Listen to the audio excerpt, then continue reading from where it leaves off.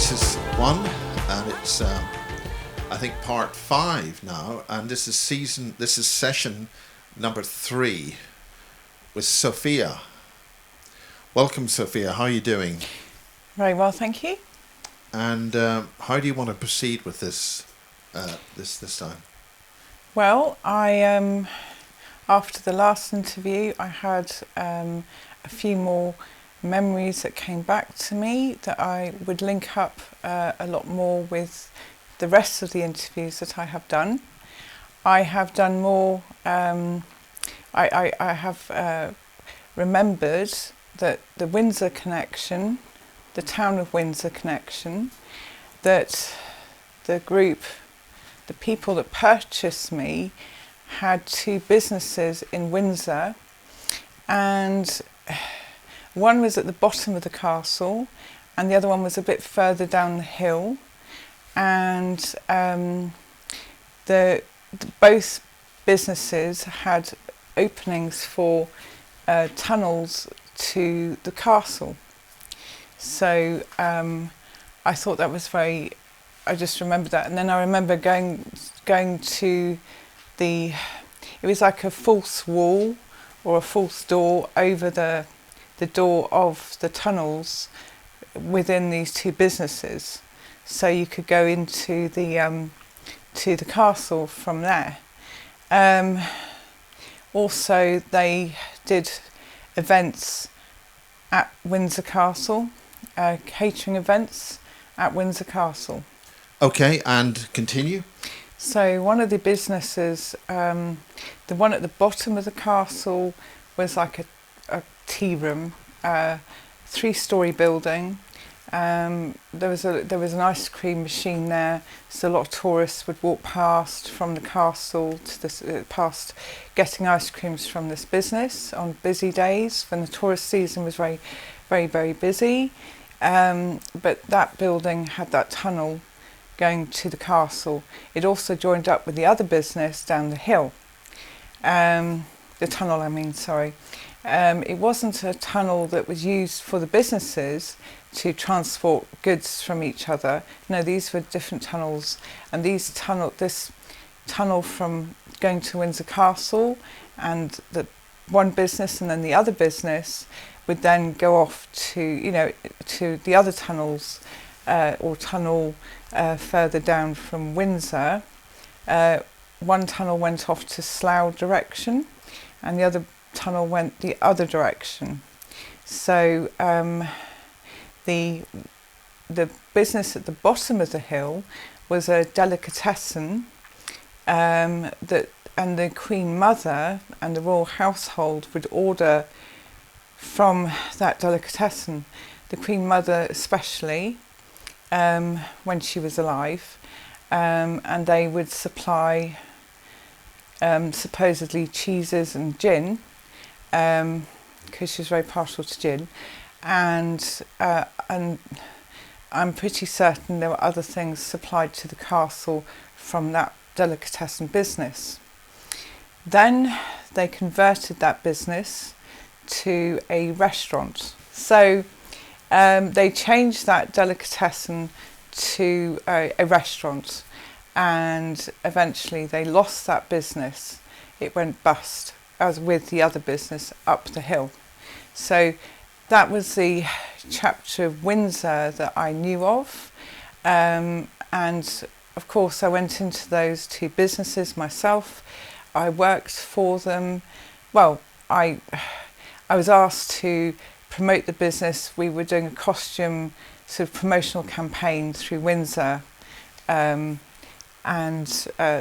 I did that as well. I didn't do much serving in that coffee shop or the delicatessen because I was about 8, 9, but I just think it's interesting that they would supply the castle, the royal family, the royal household, with goods, and at that time. So the next thing, I mean, the businesses, the buildings are still in Windsor, obviously changed hands to other kind of businesses now. Whether you could see these tunnel openings I wouldn't know, because it was a false wall, a false door. The people, proprietors... Explain that again. I mean, really... There was a... I mean, how do you know that? I mean, how do you because I remember it was like the basement of the business, and that was where there was where people could sit in the delicatessen had seating underneath in the basement, as it were, and then you would go around the corner and there'd be this false wall that would be drawn across with the false door. So first the wall, and then and then you have the door behind that, and then you could open it and then go into the tunnel. And that would lead... I mean, it wasn't secret. Well, it was blocked. So we had the false wall, and there was seats in front of it. There were things blocking it, so the public couldn't exactly... They wouldn't know that it was there. No one would know it was there. It was very well hidden, because stuff was put in front of it, and the door was behind the wall, or the screen, if you like. So the public couldn't really would know it was there.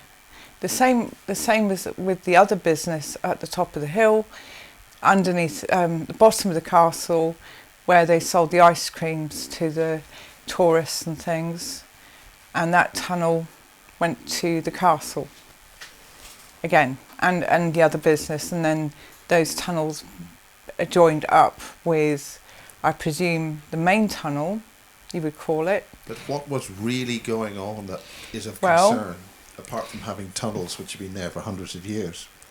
Well, that was where they would supply from the satanic ritual abuse, or the products they had. They would transport that to the castle, to the castle, shall we say, or down the other tunnels that way. So supplying meat products to these things, shall we say, because it could go under the guise of delicatessen, and as I said, ordering from the delicatessen shop, they could put anything on the box, label it and everything. The Queen Mother's driver would come to the delicatessen shop to pick up her order. We call it a driver, but chauffeur. And the royal family, that they'd send the chauffeurs to come to the shop to pick up their order. So on the above ground, and then you had the tunnel system type thing, where there rituals taking place there. It not necessarily in those businesses, because you see, you could go through. They went through the tunnels to the castle, where there would be rituals there. Explain all that. Like satanic. And how do you know that happened? Because I was there. Okay. I was. Yes, I did the above ground. I did the sort of advertising campaign for the businesses, but for the ritual abuse, I was party to that. Yes. And what do you mean by being party to that? Well, I was a victim of it. Sorry. And I was a victim. What exactly did that mean? What does that mean? Well, I would be taken through the tunnel to the castle. The tunnels were also there from way back when you had the wars and things like that. Okay, are you talking 1500s, 1600s, yeah. The Civil War? Mm-hmm. When the Jews were trying to escape, that was, I don't know the year, not the Jews in the Second World War. I think we're talking medieval time, or when we had the Christians Protestants war going, the War of the Roses, that type of thing. Those tunnels were built for escaping at the time, but these tunnels. Are you saying that they were part of an original network much older? Yes. When you say older, how older? The Civil War, the War of the Roses. I can't remember the name of them. With the Puritans. Priest hiding holes, safe houses? Priest hiding holes, that type of thing, crypts and stuff. And as these tunnels would also lead to the River Thames. But the thing is, it wasn't like that.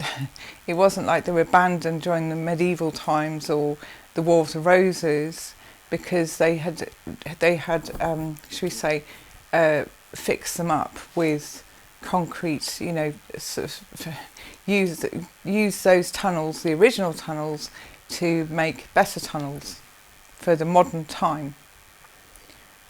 And you have been there. I have been there, yes. I've been in the tunnels in both those businesses that I do apologise, did lead to the River Thames as well. That I can't remember. It is very near to obviously Windsor, because then it takes you to Maidenhead, and you can go to Slough that way as well, and it's near Heathrow, obviously, yeah, Heathrow Airport. Now, what do you mean by saying there's something suspicious about Heathrow Airport? Well, one of the group, and I'm going to say Gatwick Airport and the other airports. The group members that owned those businesses in Windsor, one of them worked in Heathrow. He also worked in Gatwick, and he worked for these airports, not for the airports, sorry. He was in the catering sector, the catering division of the two airports. So it was ideal to have perhaps someone who was working who could get access to the airport with security access as well. There were also tunnels from Heathrow, in Heathrow, underneath Heathrow, a bit like Denver Airport, and Gatwick. There are tunnels. Specifically, what do you mean by the two British airports having tunnels? Well, there's tunnels underneath.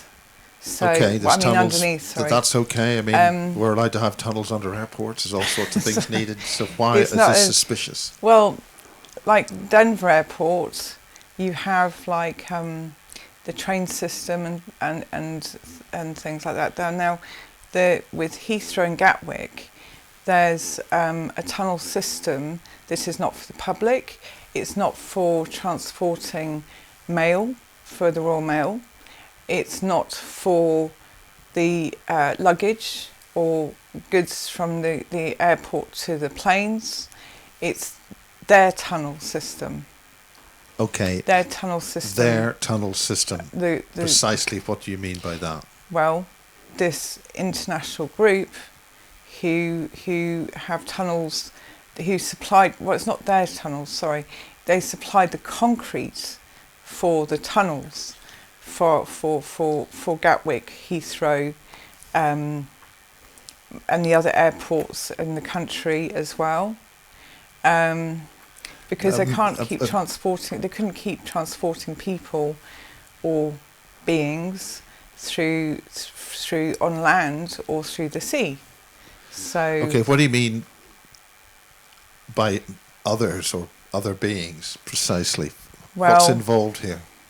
The other beings, what I mean is the children who are bred and born in the I would like to call it like a cave system or tunnel system, but they're like caves. They're like There's a like cave. rooms. There's caves and there's tunnels. What are they, like a honeycomb of what? Or what are they? Yes, it's like it's like a honeycomb setup, if you like. Different levels. Are we talking things like 8 like levels? instead of having like tube train tunnels, Well, or with concrete lining, or are we talking other kind of like? there are fast trains that can go through these tunnels. Like the Channel Tunnel. Like the Channel Tunnel, I mean, yes. Big trains, big heavy trains. No, not heavy trains. Sorry. No, but they're fast bullet, like Japan. They're fast train kind of thing. Only the ones I'm talking about are a bit more advanced even than the Japanese. Is it the Japanese bullet train? The Channel Tunnel train, yes, it may go fast, but these go a lot faster than that, because obviously there's a speed restriction on the trains on to the Channel Tunnel, through the Channel Tunnel. Well, I mean, if there's speed restriction for them, why isn't there a speed restriction for the ones that you're talking about? Because they're underground, and these levels that what I'm talking about, these rooms or this honeycomb sort of setup, the levels went down at least 8 levels down into the ground. So it's not for the public, to answer your question, it's not for the public. So if they're transporting children, babies, and you said other beings, it was like, okay, kind of alien type beings that would go on these sort of train system. What do you mean by kind of alien type beings? I mean, what sort of kind of aliens? Are we dealing the program generated life form, man-made ones here, transgenic? What's going on? Well, there's man-made aliens, hybrids as well, and then you had the reptilian alien beings that would be able to not have to disguise themselves like they do on land, on land in public eye. So they could quite easily travel around underground to their sections where they would remain a lot of the time, and the ones that would shapeshift into humans wouldn't have to be human down there. They're more like they have to be more human up above on ground. Okay, now you're dealing with aliens underground, right? Mm-hmm. Let's get into the detail of that. You've got 2 or 3 different types there. What races, descriptions, types? What have you witnessed? Well, there's a reptilian type alien being. It's like I would call it like a lizard being that could shapeshift into a human. Then you have but there were different kind of lizard type aliens. So you had. Yeah, let's get into all these details. You had I think, what you refer to as a Draco. What's the difference? What's your difference? What do you know about the difference between a Draco and a reptilian? The Draco is a lot more aggressive. The Draco is bigger, much bigger. What sort of size? I would say, well, I'm rubbish with heights, but I'm 6 foot, so we're looking at probably 8, maybe even, about 8 foot to 9 foot. That was a Draco. They were very, very muscular, very well built, as it were. What sort of skin? What sort of colour? They were more like a green type colour. That's what I would say. They were more green-like colour. Are you talking olive green, or there's 50 shades of green? Not teal, but they were more olive green. And what's the texture of the skin? They were like scaly, like scales type skin, and they were a lot more aggressive. They had, when they wanted to display it, they had I don't know if you call it wings or something on their shoulders here type thing, but they would be folded. They could fold them down, as it were. You could call it a wing, but they would be wearing cloaks and uniforms, that type of thing. Well, explain what sort of cloaks and uniforms. Are we talking about like Dracula or what? Or I mean, well, the cloak wasn't quite like Dracula cloak. It was more like attached to the uniform, and going down. So it's not like a cloak like Dracula, but it was like a long, shawl type thing at the back, cape type thing. I mean, if I was to mention headmasters and masters in public schools, like that, yes. So in essence, if you had a reptilian Draco teacher, you wouldn't be able to tell the difference. No, it was more like like this really, type of thing, going down there on their thing. I don't know why they wore that. I don't think it was for warmth. They didn't really need that. So yeah, that was all. Did they have different rank numbers or any insignia? Yes, they had different ranking. But the could you explain all that? The Draco type aliens were much higher than everything else. They were more the boss. They were more the bosses, as it were. And when I said the beings being transported through from the trains, through the tunnel systems to these airports, they were more like, they would be like babies, human babies, but then the young of what type alien young? They were hybrids. They were hybrid type. I'm going to call creatures, but they were obviously the young, the babies. What do they look like? I mean, they were more like. They look more like. Let's talk about all that. Let's really get into that. They look more like. They had the big bulbous size. You could say like. Men in Black. Sorry, Men in Black. He helped a woman give birth. Will Smith, I think, that when he was doing that baby that she gave birth to, that alien type creature, they're very like that, kind of look like very like that, only not as cute. But they had the black eyes, big black eyes and everything. They're like a fetus, like a human fetus in the womb, only not in the womb. With the eye, like a fetus or a shrimp or something, or a sea creature like that. That's the only thing I can equate it to. But with legs, lots of appendages, we say. What do you mean, lots of babies, legs? Yeah. Arms and legs. It would be like, let's just say, 4 arms, and then the legs. So it would have 4 arms, but would they? Would one pair go into those sort of wings? I'm going to say appendages actually, because they could.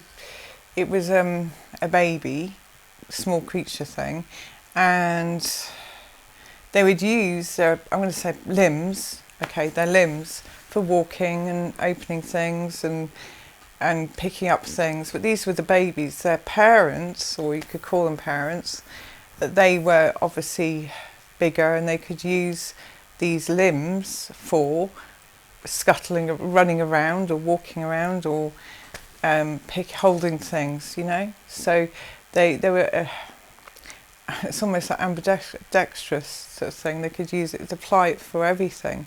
So they had like literally 4 arms. Sorry? 4 arms and 2 legs. Yeah, but it was more like they'd use the arms to walk on as well, not like us with the 2 legs we use for walking. So they would transport, when I said there's beings being transported through this train system, that's what I'm talking about, the alien type beings with the young, should we say, babies, and don't think for 1 minute they don't sacrifice them.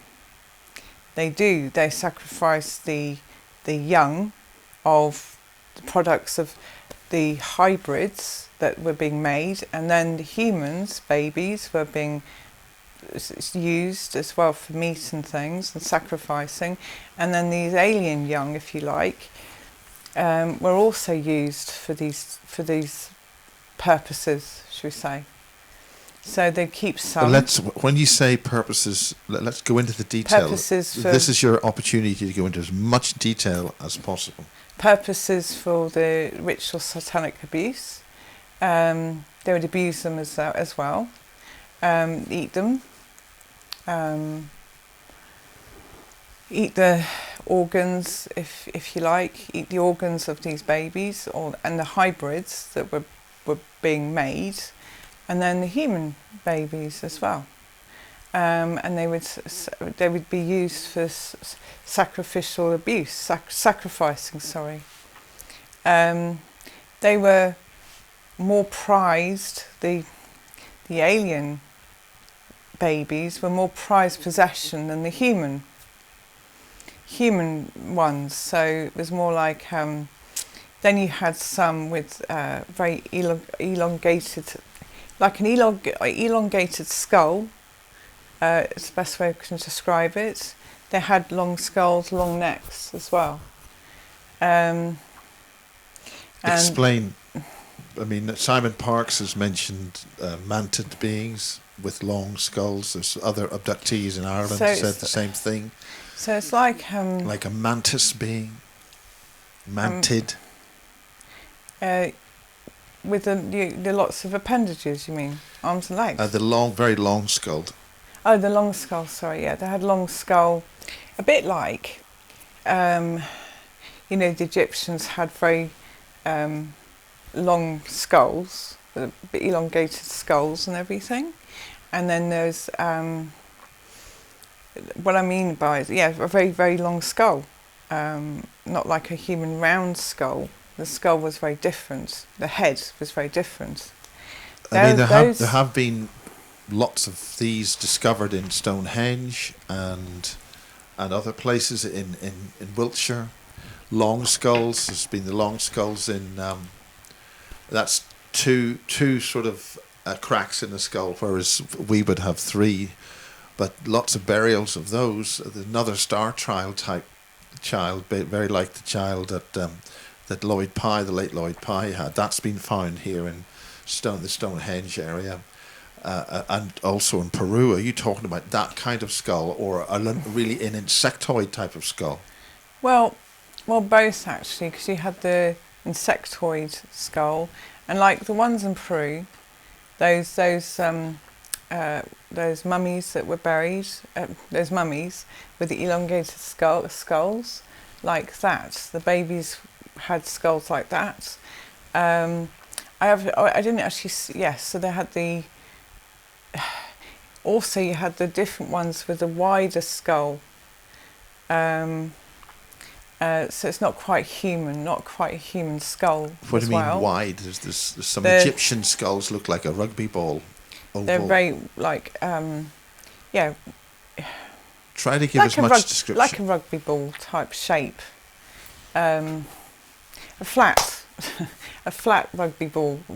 So imagine flattening that kind of shape, big,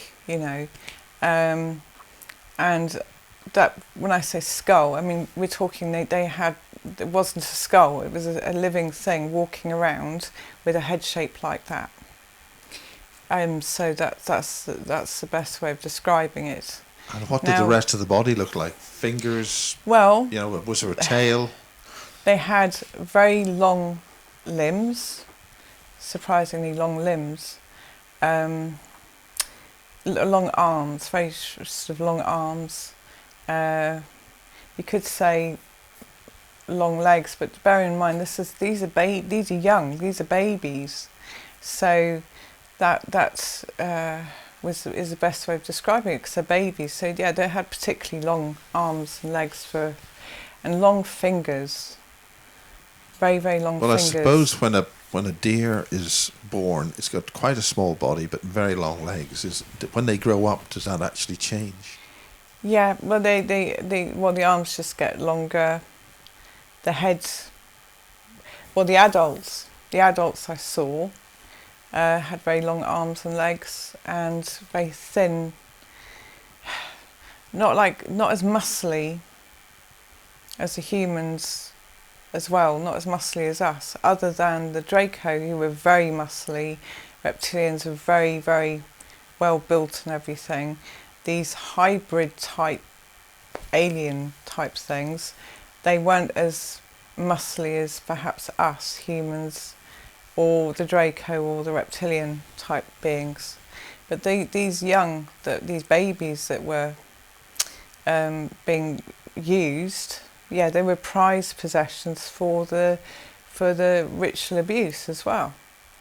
Now, I have no idea if they, when they're traumatised, if they release some kind of adrenaline like humans or mammals and things, but it seemed to be a very prized possession for them, prize for them to use that. That's why they were using them to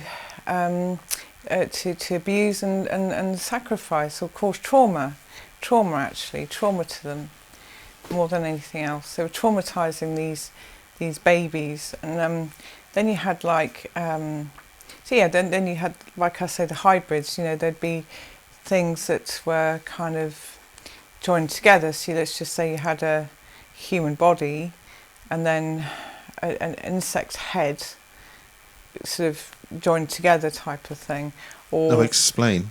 What do you mean type of thing? Well, you'd have like an insect head, like a beetle type head, beetle, like a scarab beetle type head.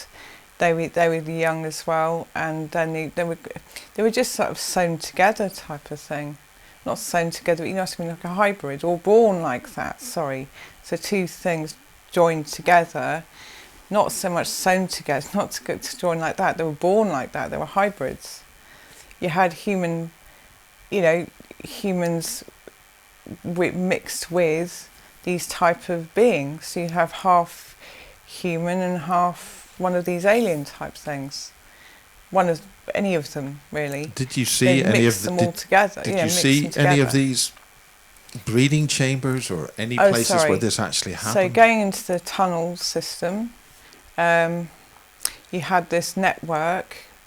Like I said, I'm calling them rooms, but as you say, a honeycomb, like a wasp's nest actually, the honeycomb rooms type thing. And not honeycomb, but like a wasp's nest or a bee or bee's nest type of thing, and each of those would be like a room, and it goes down 8 levels. So there would be the breeding laboratories, the breeding areas, if you like. Well, what's the difference between a laboratory and normal chambers? Explain all that. The laboratory was more where the seats were where they'd do lots of like testing or experiments, that type of thing. I wasn't party to a lot of that. I'd go past it as I was being taken to the room or the room where I was tested for my telepathic skills, telepathy, that type of thing. Then there was also, they wanted me and other people and other children to communicate with a lot of these aliens that were there, and the hybrids as well, to see if they could be communicated with, that type of thing. You mentioned off camera before the start of this third session, that you were able to speak French and other different languages very easily sometimes, but you needed to lighten up with a drink or two. I need to be inebriated. I mean, you're talking right, absolutely. I need to be very drunk. This is not very suitable. I need to be very drunk, and then I can speak fluent French, I can speak Russian, I can speak Hungarian, I can speak, well, quite a lot of German, when I'm absolutely blotto drunk. and I don't quite understand the significance of me being drunk and being able to speak languages fluently, but when I'm not drunk, I'm not that good. I'm better with French because I learnt French at school and did that. But is that a way of somehow relaxing and accessing your subconscious? Is that what's really happening? But the thing is, when you speak those different languages, are you coherent? Yes, I am. I mean, I was in Paris with my ex-husband, and I was drunk, and I'd run out of cigarettes, and so I wanted to. He couldn't speak French, I could speak French. Then I needed to get some cigarettes, so I had to leave the restaurant and go and ask passers-by and everything, where's the nearest cigarette shop? That was a long time ago before smoking was banned inside. And so the people, they understood what I was saying. They gave me directions to the nearest firma shop, cigarette shop, where I could get them. And they gave me directions going, go left, go right, go straight, that type of thing. So I was able to get the cigarettes, buy them with the money, cash, and then find my way back to the restaurant. And remembering the directions in French and remembering what I was told, for example. I know that when I'm drunk, I can speak to, say, a Russian person, and they understand what I'm saying. And we have a long conversation with each other, and I'm absolutely pissed, excuse my language, but I'm drunk. I have smoked marijuana, and I was using the marijuana for pain relief as well. But when I smoke marijuana, it's the same thing again. I can speak all these different languages, and I do believe before I came here to the UK as a child, when I was in South Africa, I spoke different. English wasn't my first language. So English is my second language or my third language. When I arrived in the UK, it was beaten out of me that I could not speak those other languages that I'd learned as a baby. So like Zulu, Xhosa, Afrikaans, I could have certain words of Afrikaans, that's okay. But French. And so I say they beat it out of me to only speak English, no accent.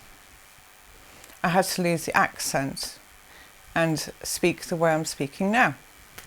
And when I speak French, the French thought I was French.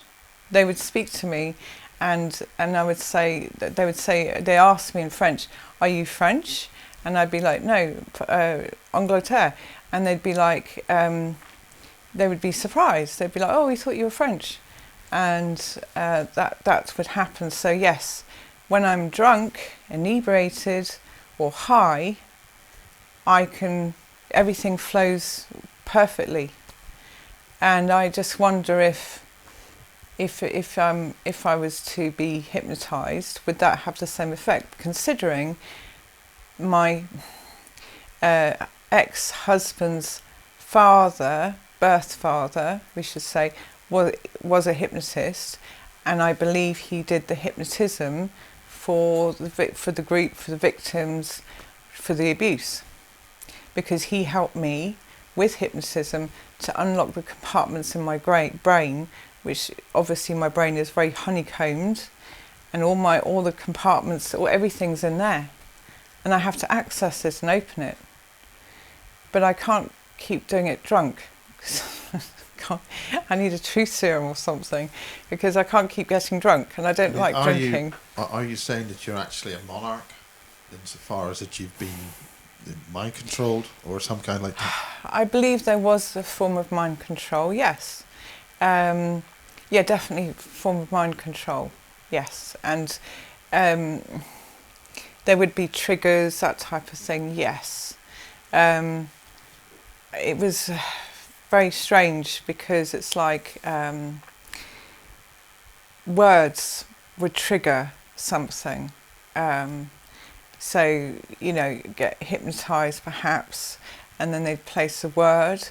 So as soon as I'd hear that word, I would something would be triggered in me to perform a certain action, to do something, or I would call it guided, but no, it was an order.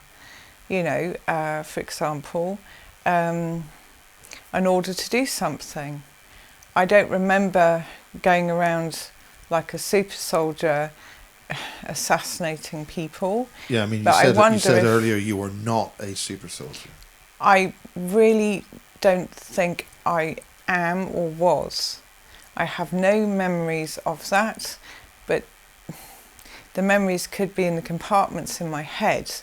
Do I have to get drunk to find them? Do I have to get drunk to find out if I'm a super soldier? I don't know. Do I have to be hypnotised? I don't know. Have you had any experience with any of the other so-called, have you met any of the other so-called super soldiers which have been around? Well, I'm sure I mean, apart from being at the same school as James Casbolt, but you didn't meet him there. I'm sure I did meet him. I'm sure he was part of an abuse situation. I don't want to admit it, but I have a feeling. I recognise him. I recognise the pictures of him as a little boy. I recognise him. I recognise Dave. Is it Dave Marrow? Dave Marrow. Yeah. I recognise him, and I recognise. I'm trying to think of all the names. I do recognise some of the people that are speaking out. Such as whom? I mean, the other name would be Max, the late Max. Oh, sorry. Yes, sorry. I do remember Max Spears as well. And where did you meet Max, and at what point? You see, I remember them being where I was in that village in Whitchurch-on-Thames. I remember them being there. I remember them being at the bases around the area, you know, like Peasmore and Lynham and the other bases around, and there's Aldermaston. I remember the Aldermaston. I remember them being, but I remember James Casbolt because I've seen his picture as a little boy, and I remember him, and also I remember is it Dave Marrow? Sorry, I remember him as well. Obviously when he was younger as well, type of thing. I mean, any other names there? Any women? Yeah, Any women, female sorry. ones? I remember women. So such as? Julie Phelps. She when I was watching her, I was like, I know you, I know her. I also have seen, what was it, Julie Phelps. There's the other woman. Nina Valentine? Nina Valentine, and the other woman who was talking with Barry King. I remember her. The woman with Barry King. Yes, I don't know if I can say her name. Well, it's she's Lisa on camera. She's Lisa Williams. Lisa Williams, yes. She very. I definitely remember her. And where did you meet these people? So I mean, if they were asked, would they be able to say, "Oh yeah, I remember this girl or this woman"? I don't know if they'd remember me, but why would they not remember you? Well, I mean, they may remember pictures of me as a little girl. They may remember me when I was a teenager. They might remember me when I was a teenager, yes. I mean, were you together as a group, or did you just sort of go past in the night or walk down a corridor or something? You know, or something like that, which is, you just happen to be walking down a corridor and you sort of say, oh, hello, James, or hello, whatever, you know, hi, Dave. I remember them. Hello, hi, Lisa, you know, have a cup of coffee or something. No, it wasn't like that. No. I remember James in Tilehurst, not the school, but in the abuse sort of situations that were going on, the movies that were being made. I remember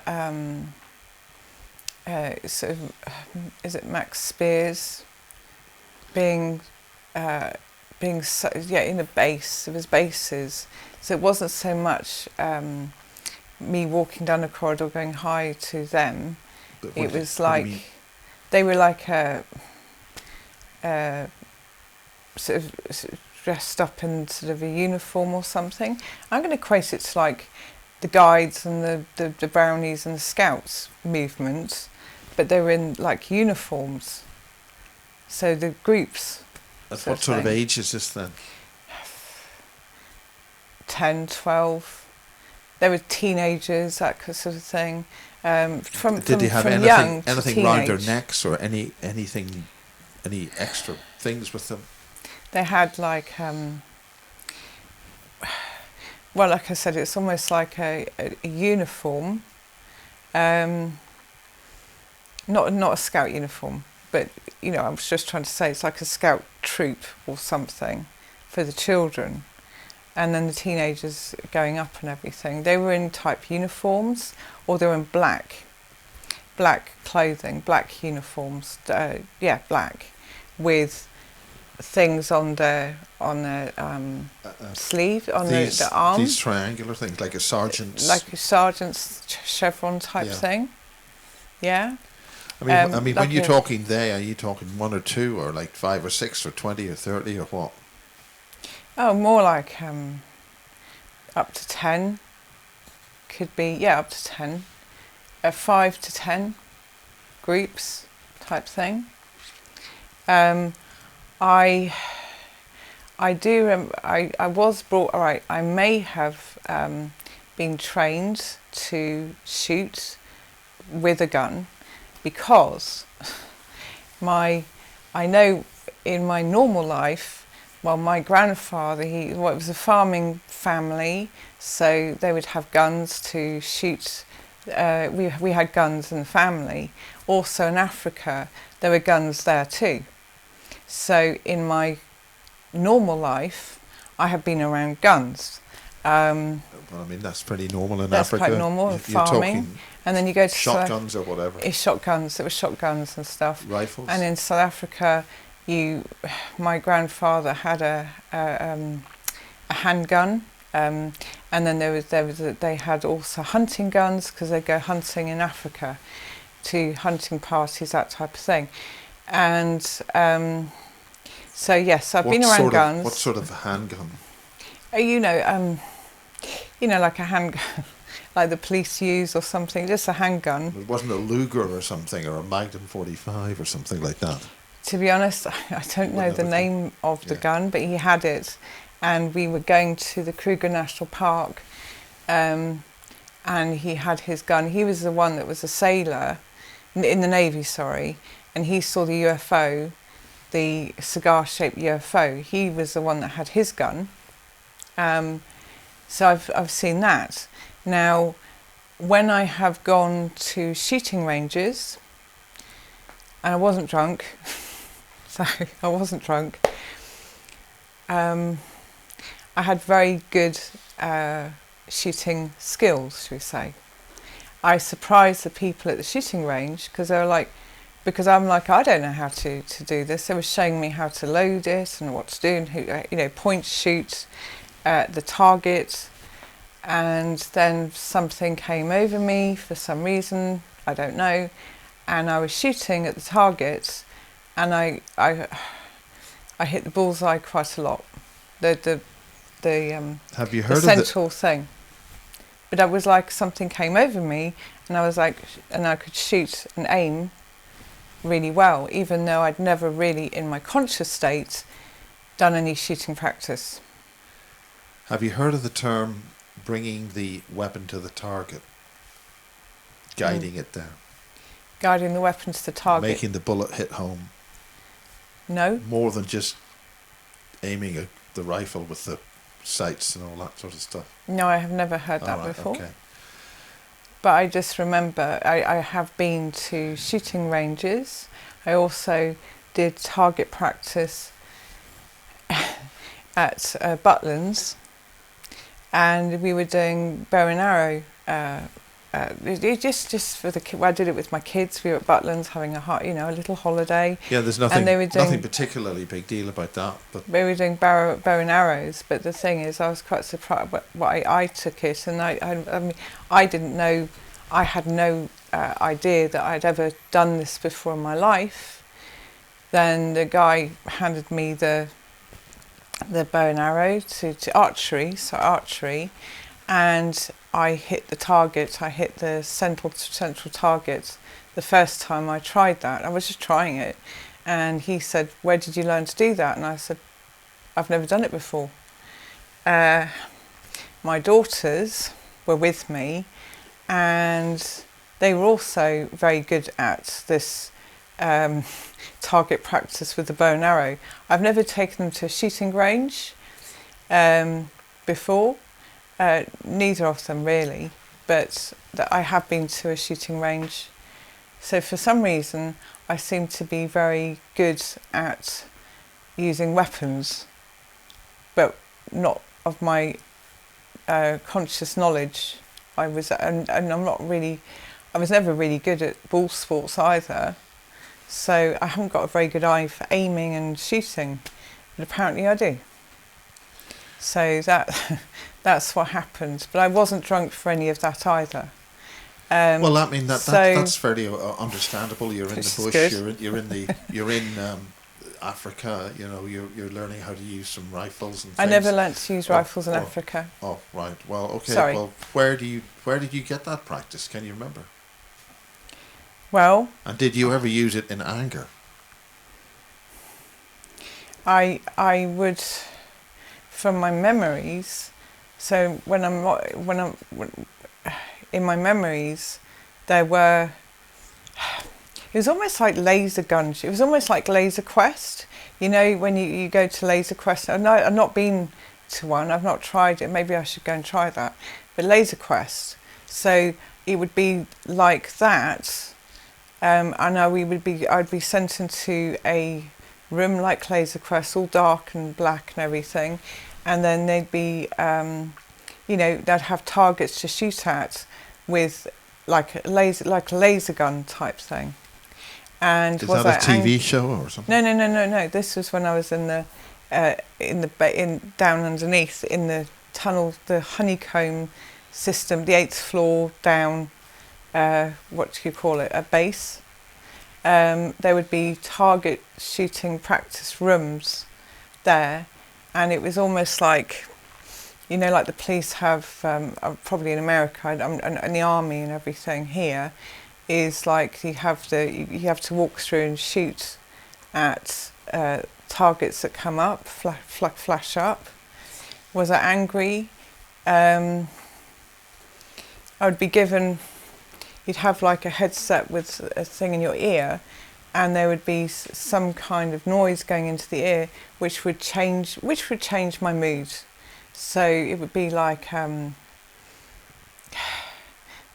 would be a change of mood in me to make me angry. So it's this noise that would be going in my ear that would make me more and more angry, so that I could shoot. So I would be able to shoot better, as it were. Or hit the targets with this laser gun type thing.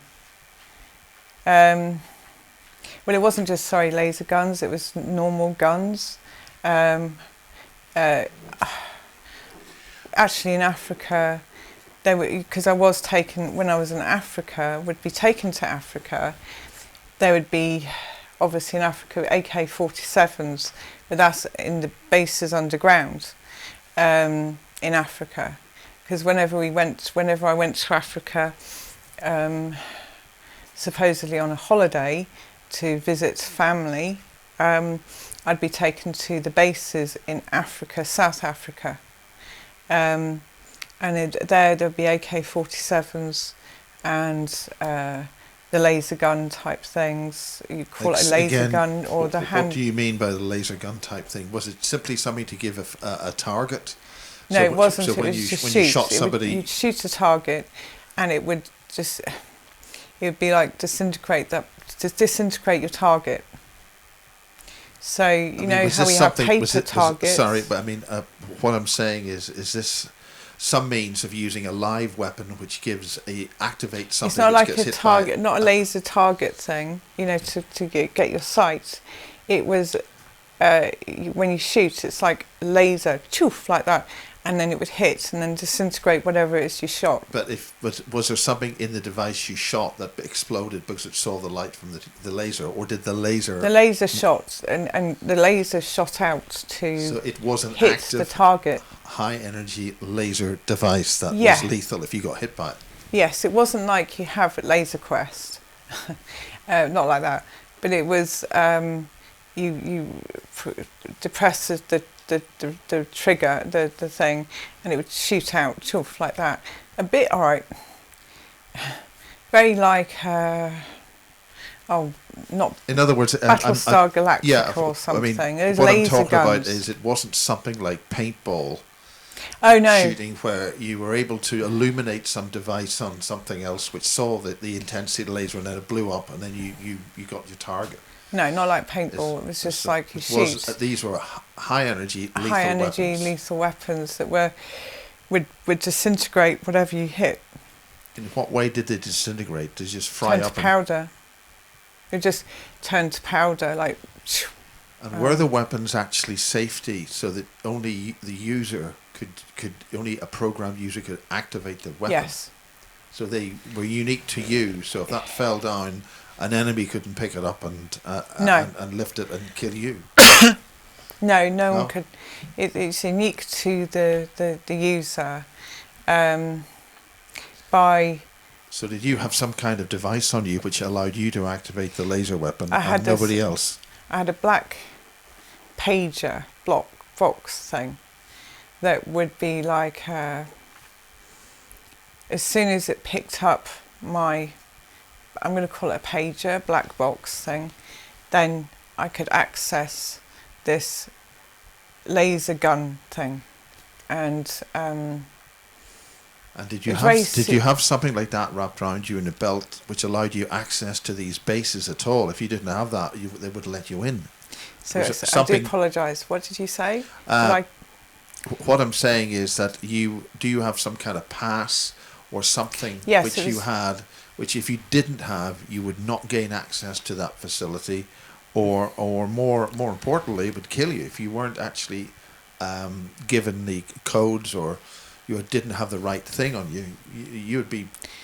It would be like killed. Like a key card. You know how you have in hotel key cards, yeah. So it's like a key card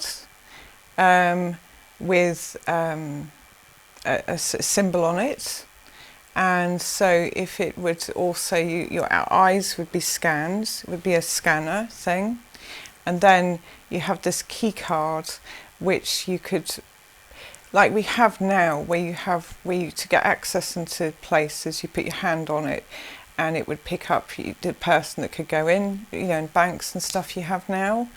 And now banks, you put in your PIN number and you can get access. This was like a key card which you'd hold up and it would scan it, and then it would give me access to certain rooms, that type of thing, certain places, access to the weaponry.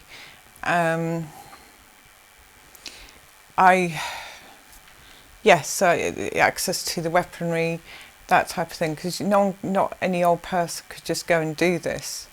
If you were to steal, if anyone was to steal the weapons, they'd be shot on sight. Or would the weapon kill them on sight?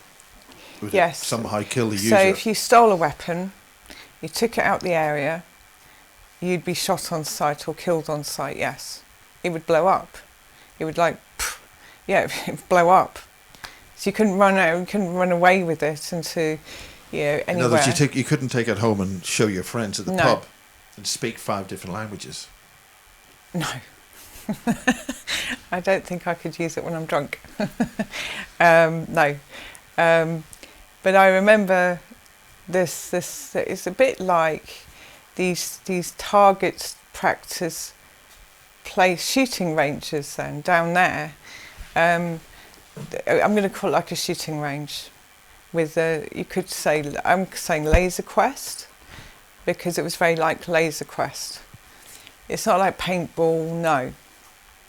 And these weapons were specifically for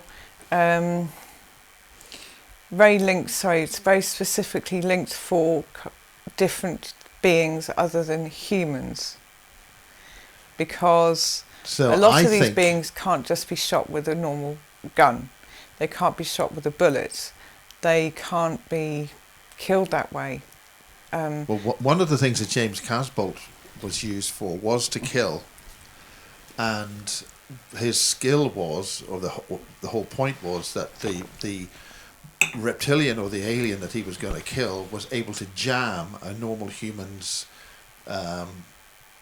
brain or nervous system, so that when it came to the last minute, you couldn't do the job. But James could do that. Are you talking about that kind of thing? Sorry, so you're saying, would this weapon prevent them from jamming the human, or whoever, or you, or me, and jamming my gun? Yeah, no, you're jamming your electrical system. Jamming so my electrical system. You couldn't use the gun. It would prevent. That's the whole point. It would prevent them from doing that. Prevent them from preventing me from doing what I had to do, which was kill them. Yes.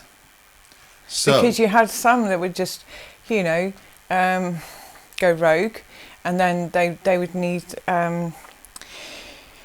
they'd go rogue, and they would go around who would go causing rogue?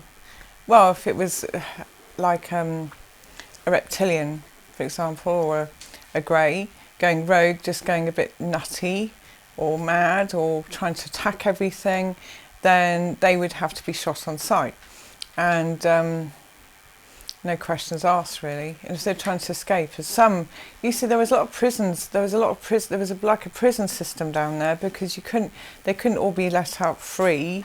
So the prisoners, shall we say, trying to escape and go rogue, they would have to be shot on sight, because they would be going around rampaging everything or trying to eat everything. It would be very rude to be rampaging and aliens running around with these guns rampaging. Well, okay, we've run for about an hour on this session. I think it's a good time to have a quick break. Okay. And then we can go into the rampaging aliens blowing up because they've gone rogue. And maybe you have a Star Wars thing called Rogue One. So anyway, really? Anyway. Okay. So we've basically in this section we've accomplished the fact that you've been trained in weapons, laser weapons. You're dealing with a whole lot of other aliens and other people of all different types, and you're shooting the living blazes out of things. So at that point, on basis 1, part 5, end of session 1.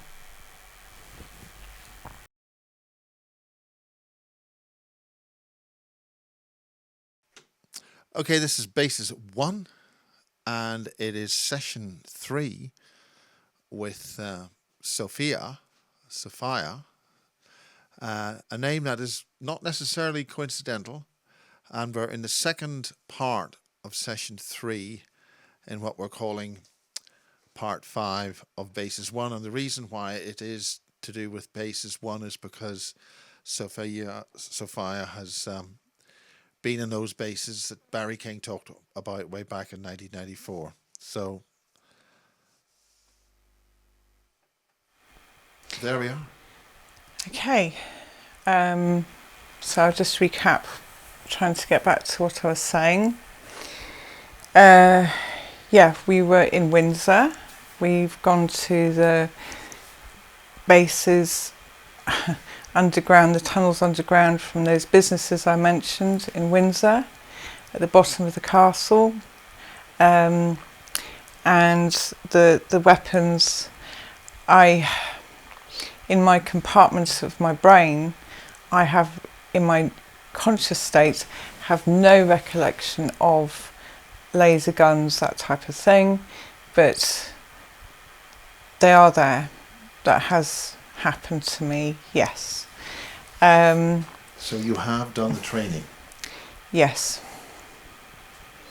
Yes. And you remember doing that, Categorically, yes. but you don't have any recollection of going on mission anywhere? Or do you? Do you have recollection of going on mission?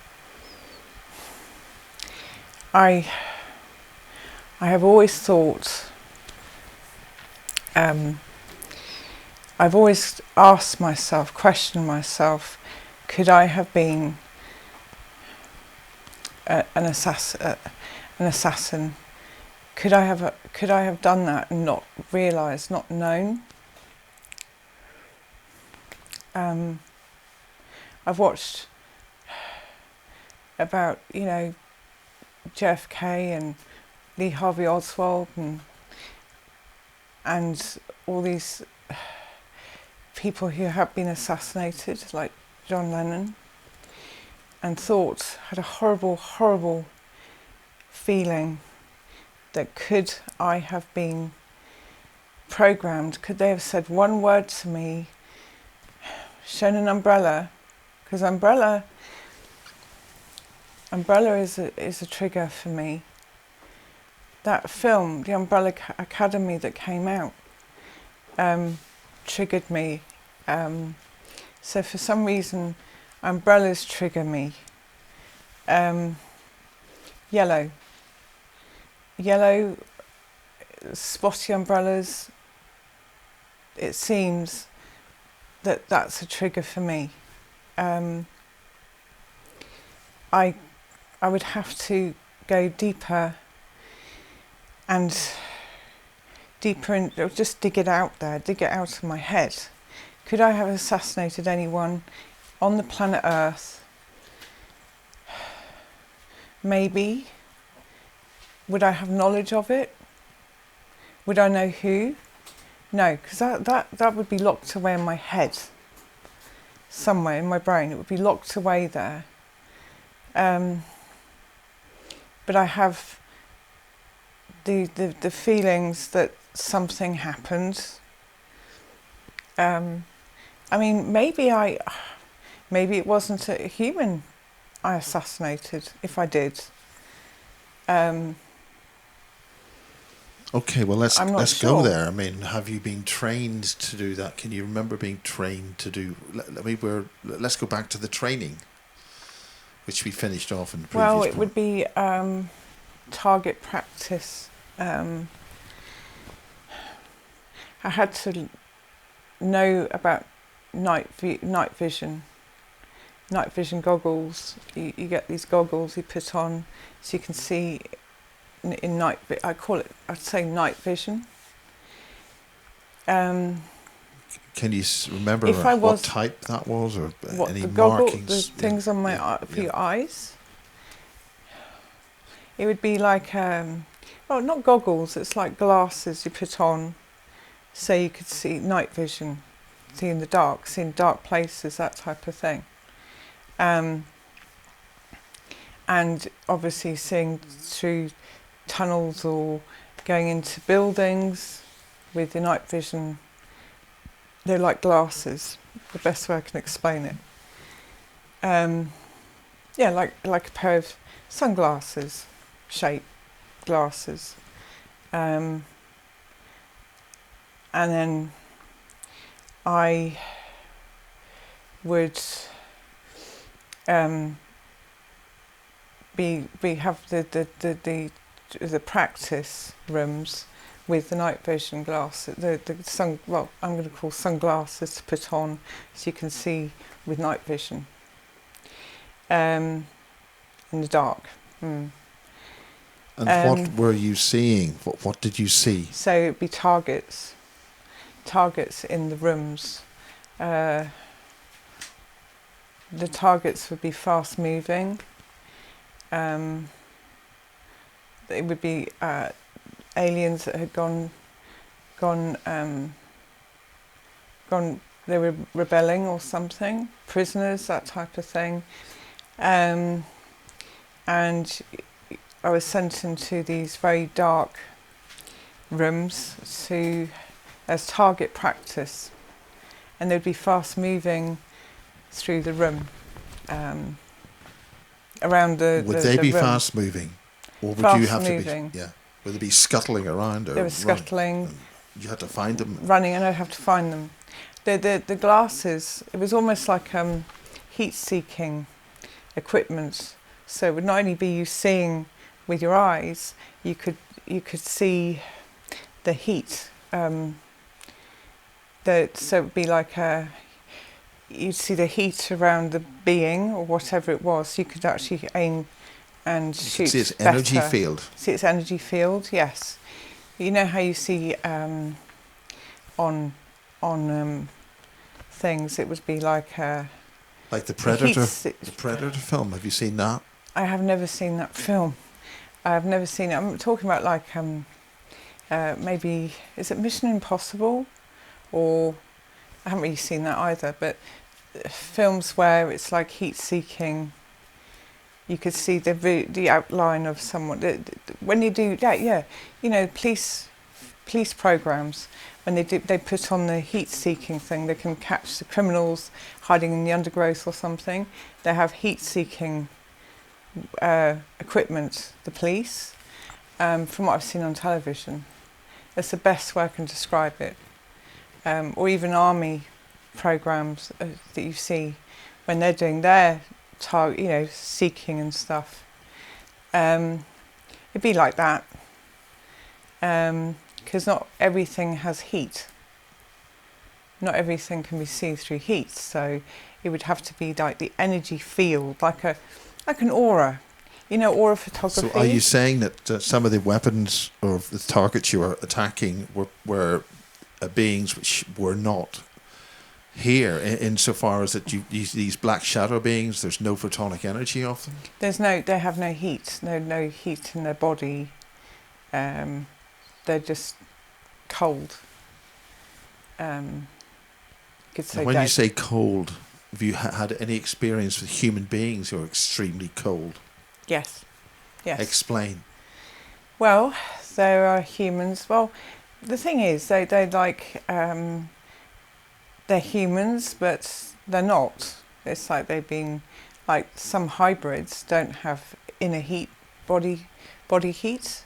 Explain. It would have to be, well, they don't produce their own heat like we do. Our bodies are heat, or mammals. Reptiles, they're cold-blooded. So I'm going to say these beings I'm talking about are very cold-blooded beings. Like, you know, like Harry Potter, what are those things called that go around, the Azkaban prison, Dementors. They're cold, you know, when they come near in the room, everything turns to ice and cold and everything. Well, obviously Dementors they're just dead. It's kind of like that. Like The Walking Dead, for Yes. use of another term. Yeah, like a zombie, like you see in movies, But, zombies and stuff. I'm talking about you people that walking around. You know, they're here, they're with us. You can talk to them, you can say hi to them. They look living, but when you touch them, they're just completely cold. Yes. And leathery. They're not. There's no warmth there at all. Or is No, that a natural state for some people anyway? Well, some people they are like that, but then the ones I would say those beings that look like humans walking around are almost like androids or robotic type beings. What experience have you had with those sort of cyborgs? Cyborgs. I mean, that's a cross between... well, you get the cyborgs that go rogue. Then you've got the non-player people who are not... They're just sort of programmed to be on the surface of the earth, if you like, out in the streets, out in everyday life, in the public. They're more like a cyborg, like Terminator. The film Terminator. Explain that. Well, the film It's more Terminator. like a cyborg. The cyborg it looks like a human, sounds like a human, acts like a human, but they have no heat, no body heat, and they're more robotic. I call it robotic, AI. Like. But if you touch them, if you looked at them, I mean, they would be an actual being. But it would be, you wouldn't unless you touched them. Would you then not know that was not a human? Or if they touched you? Yeah. In other words, you have to touch them, but you wouldn't know anything other than that. No, it was the eyes. Always through the eyes. It's a telltale sign. And what do you see through the eyes? The eyes is like they're not normal eyes like a human eye. They have no. With a human, you've got iris, you've got the pupil, the whites of the eyes and everything, but the middle of the eye, nothing. Not even like with a human eye, you've got colour in the eye. You can green, blue, whatever. These eyes are different. There's nothing there. There's nothing there. Mean, is the whole socket of the eye black or what? It's black. Sorry, jet black. Yes, it's like there's an eye, but the middle of the eye, nothing. It doesn't look like a human eye. But do you have the white of the eye on the outer edge? Yeah, you do have the white of the eye, but most humans have, like, if they're healthy, blue, eggshell blue whites. That's when they're healthy, or bright or yellow when they're not healthy. The whites of these eyes are synthetic. They're very synthetic. I've seen a glass eye. They're not quite like a glass eye that you give humans when they want a glass eye. They just looks like a very synthetic eye. And obviously, when you're looking at that eye, it notices you're looking at it, and what's the reaction? What's happening? They will. They will, well, basically retreat. They will go hide. They will. In other words, once they find out, continue talking, and then retreat as quickly as possible. If you see through what they are, type of thing. That's the best way of explaining it. Yes. And what mannerisms do they have that other than that? They're just very robotic, and when you talk to them, they'll continue talking, because they're AI. They're not human. Well, so I mean, we know some humans like that. They don't need to be. They just go on and on and on. I just never know how to stop speaking, just endlessly. Bloody hell. Not like that. No. They just talk about nothing as such. They I know, but there's no ordinary people like that. Jesus. I know there are humans that do that, but not like that. They'll just repeat information without any inflection in their voice. That's the best way of saying it. Without any inflection in their voice, no ups and downs, anything like that. That people write paragraphs, a solid paragraph, which has got no pauses. Yeah, no full stops or just commas. Just one data dump. Yeah, there's no full stops or commas, that type of thing, yeah. And they don't eat or drink. Well, they may do, but it's just... I mean, I noticed a little laugh there. The reason why I'm saying that is you've got problems eating and drinking, so you've got a... Have you been strangled or this is something? Do you want to talk about that? Just while... Okay. Yes, I was diagnosed with an illness, and I had the MRI scans, that type of thing. I do have to say I was bitten by a horsefly when I was 8. So when I was diagnosed with this particular illness, I looked into that particular illness. Is it Lyme's disease? Well, I looked into that particular illness, and then I discovered that Lyme disease mimics also a whole range of diseases and autoimmune conditions.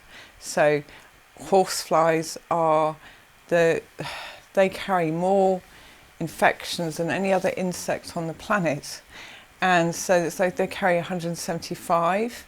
So that's because they suck your blood. They're parasitic. They take a real good They suck your blood. Now the Lyme's disease is a man-made biting disease. insects are carriers of Lyme disease, and Lyme disease was developed in a clinic, in a laboratory. It's a biological weapon. They released ticks, because ticks carry Lyme disease. Horseflies, any biting insect can carry Lyme disease. So by doing this, I then discovered sodium chlorite, which can... That's sodium chlorite. Right, yes. With an I. Not chlorine. Or sodium chlorate. And I discovered Jim Humble, and I discovered MMS, which is now has a name change because of controversy, that type of thing. In other words, it can heal you of things, and they don't want you to be healed of these things. Yes. So MMS, or sodium chlorite, activated with citric acid, can cure many things. He was doing things from AIDS to I'm just trying to think, food poisoning, anything really, and malaria.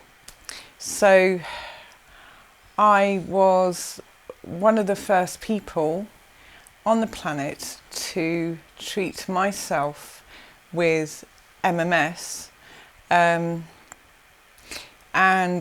the thing is, the bite first happened when I was 8, so it developed slowly but surely, which is what Lyme disease does, and it turns into chronic Lyme, and it can act very like an autoimmune disease. And you can spread Lyme disease through the womb, and it is a sexually transmitted disease as well, because it lies dormant in your system from your bite. It can lie dormant in your system for 10, 20 years, they don't know. So my symptoms started appearing when I was 18. But I was slowly going downhill from the bite when I got bitten, age 9. 8, but I slowly went downhill from age 9. So by that time I'd had this in my body for quite a number of years. So I started treating myself with MMS. And of course it can be it can be sexually transmitted, and it can be congenital. So therefore I had passed it on to my ex-husband, and I had passed it on to my children. So they took the MMS as well. They're now adults, so it's not child abuse or anything.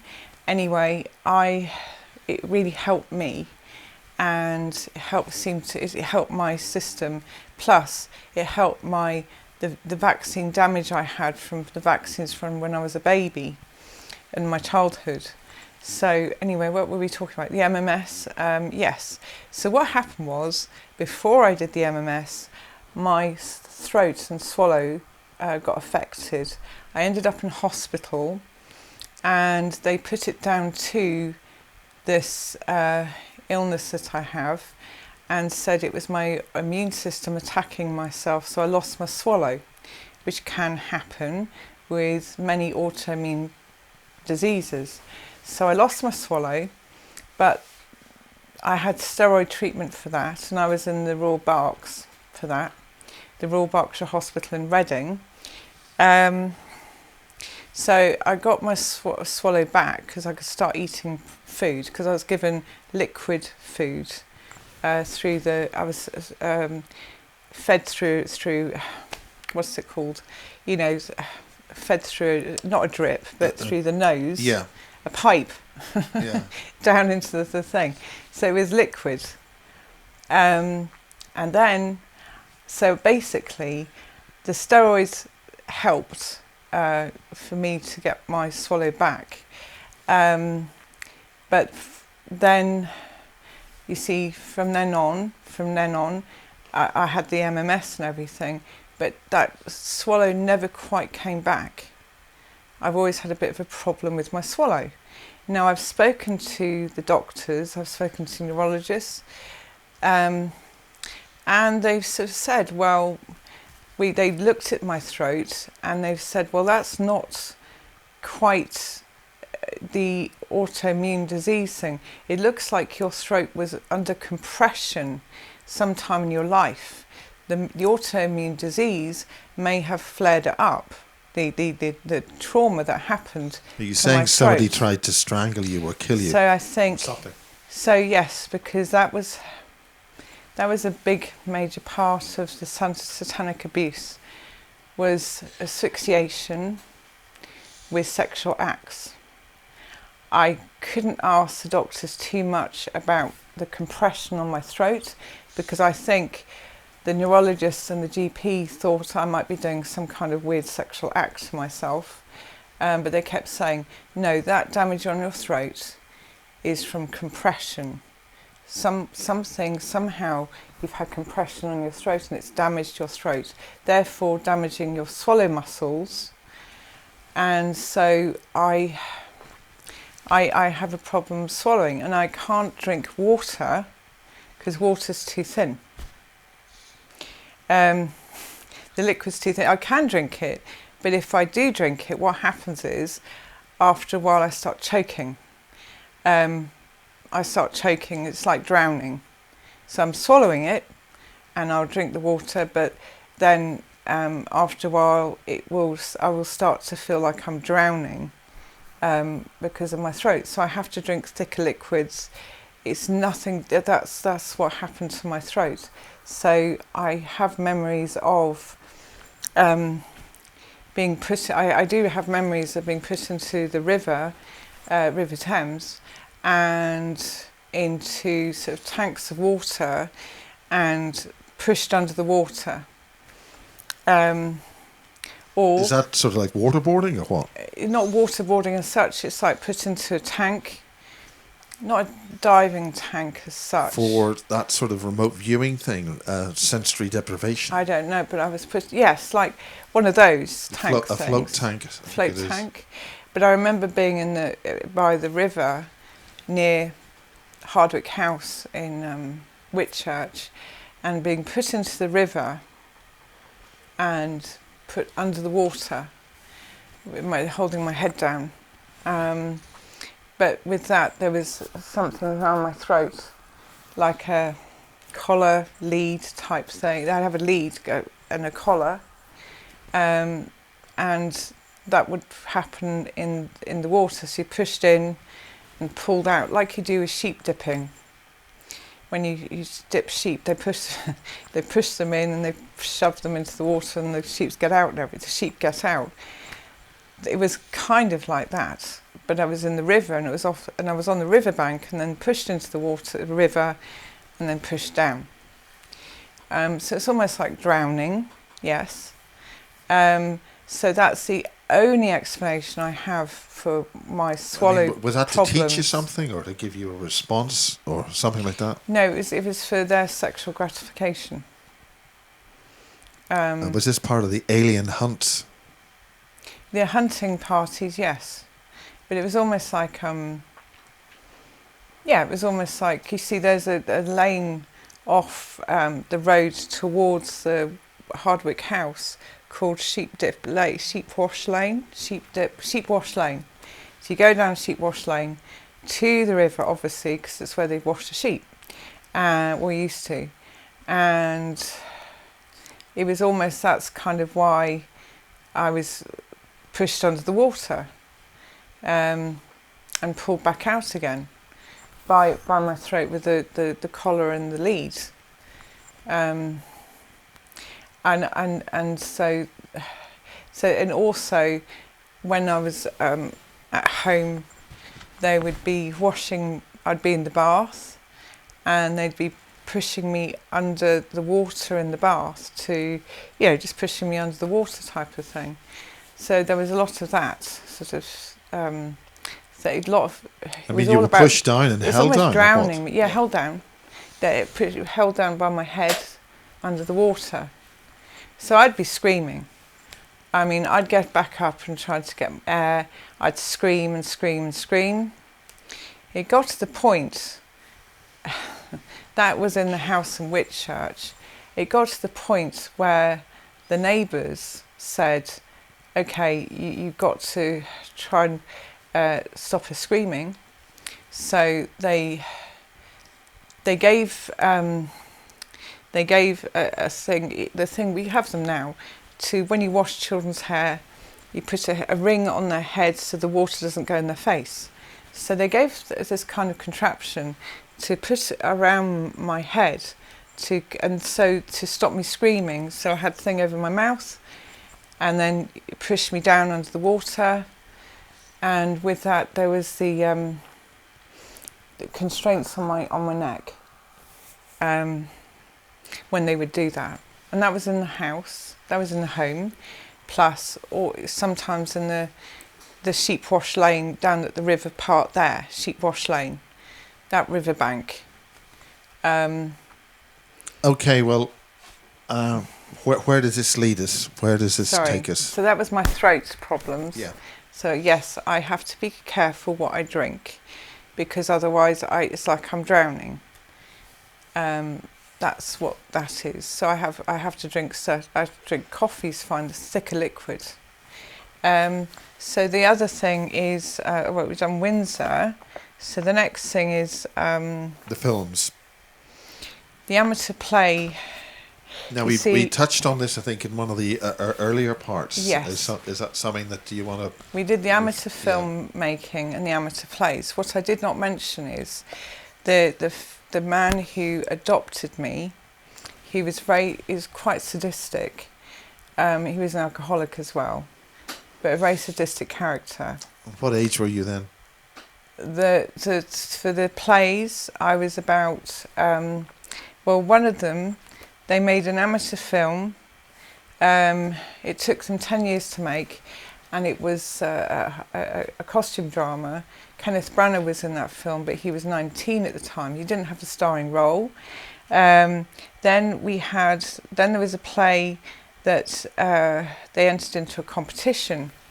Now that play was written by the sadistic adoptive father I had, which I call like a troll. He wrote this play, and it was about the Marquis de Sade. Now the Marquis de Sade he was, even his own family are trying to ignore his existence, that he ever lived, but the word sadistic comes from him, originated from him. And I didn't know anything about the Marquis de Sade. I was cast in the play, and I was meant to be the Marquis de Sade's mistress. And I was just saying that he was we won first prize at the play festival for that play. And then there was another film. That was the one film. The other film that was written was about a witch, and it was called Blood Money, written by the same amateur filmmaker. I'm just saying, my adoptive father, and it was called Blood Money. I was cast as the witch in that film. I was hung, and in the film I was hung, and then came back to life again. It was during the Battle of Bosworth. It was a Battle of Bosworth, I think, and those times, sorry. And so so I was a witch. I was put to death. I was hung in that film, and then as a witch I came back to life, and I I sacrificed a child in that film who was my brother, actually at the time. So I had a dagger. As an actor, or in the film as a brother? No, in my real life, he was my brother. Well, he's obviously my cousin, so he's my brother that I knew of, and he was acting, and I was meant to sacrifice him. So I slit his throat in the film. And so it was almost like, I will say this, narcissists and psychopaths always tell on themselves. Always. Explain.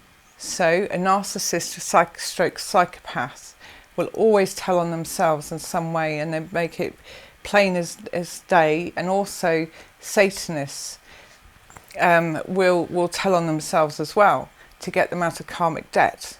So my view on this is that that film that I was hung as a witch, and I sacrificed or killed this little boy, was them telling on themselves the truth about what they do.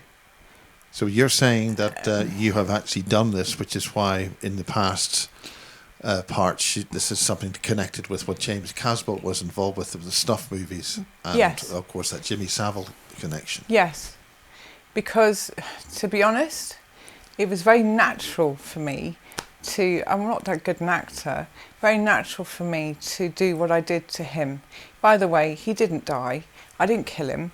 It was stage blood and it was all camera angles, and I didn't get hung. I held onto the rope with my arms, and they just filmed my feet kicking. And no, he wasn't actually sacrificed in that film. It was all staged, obviously. But it was him, my troll father, telling on himself, telling on the group. The group were quite happy about this. They were giving it in plain sight to the public, with this film about this Marquis de Sade and this blood money film, sacrificing this little boy, and the witch, casting me as a witch in that film, because yes, in the film I cast a spell on someone, and with special effects, they made my face go grey and turned my eyes pure black with special effects. So I just thought that was, I can't understand why anyone would write a play about the Marquis de Sade, considering his family are trying to distance themselves from being related to that man ever. But as I said, psychopaths, narcissists... Whose family precisely? Marquis de Sade, the family that are left now. I can't say the exact date of when he died.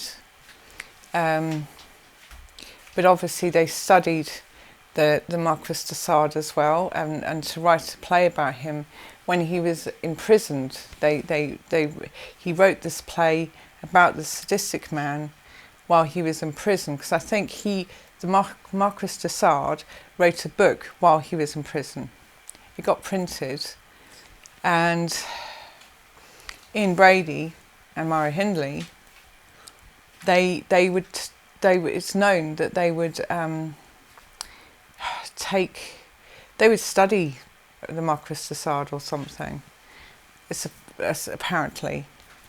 But do you think that was part of the East End gangland definitely culture? Yeah, definitely the Cray twins and stuff. The Cray twins, definitely. yeah. Yeah. But the Marquis de Sade, he was a paedophile, and he would search out for young victims, apparently. His manservant, I think, would be the one to go out and search out for victims, for young victims, I think they said. You have to look it back in the annals of history. But when I was in this play, I didn't even know who the Marquis de Sade was. I didn't even know what I was saying when I was doing that play. the words were put into my mouth because I had to learn a script. So I didn't even bother studying it. It's only now that I am looking at it and I'm shocked because of the words that were put into my mouth by that man with that script. And for the life of me, I can't remember the script now. Sorry, I interrupted you. So yes, so that's what I will say. And the blood money, Okay, he wrote a spell for that. What's the bottom line in that film, that film society that you're talking about, a group? Sorry, their group was part of the Satanic Ritual Abuse group that are international, and they're all part of the same group type of thing. So they would hold their rituals.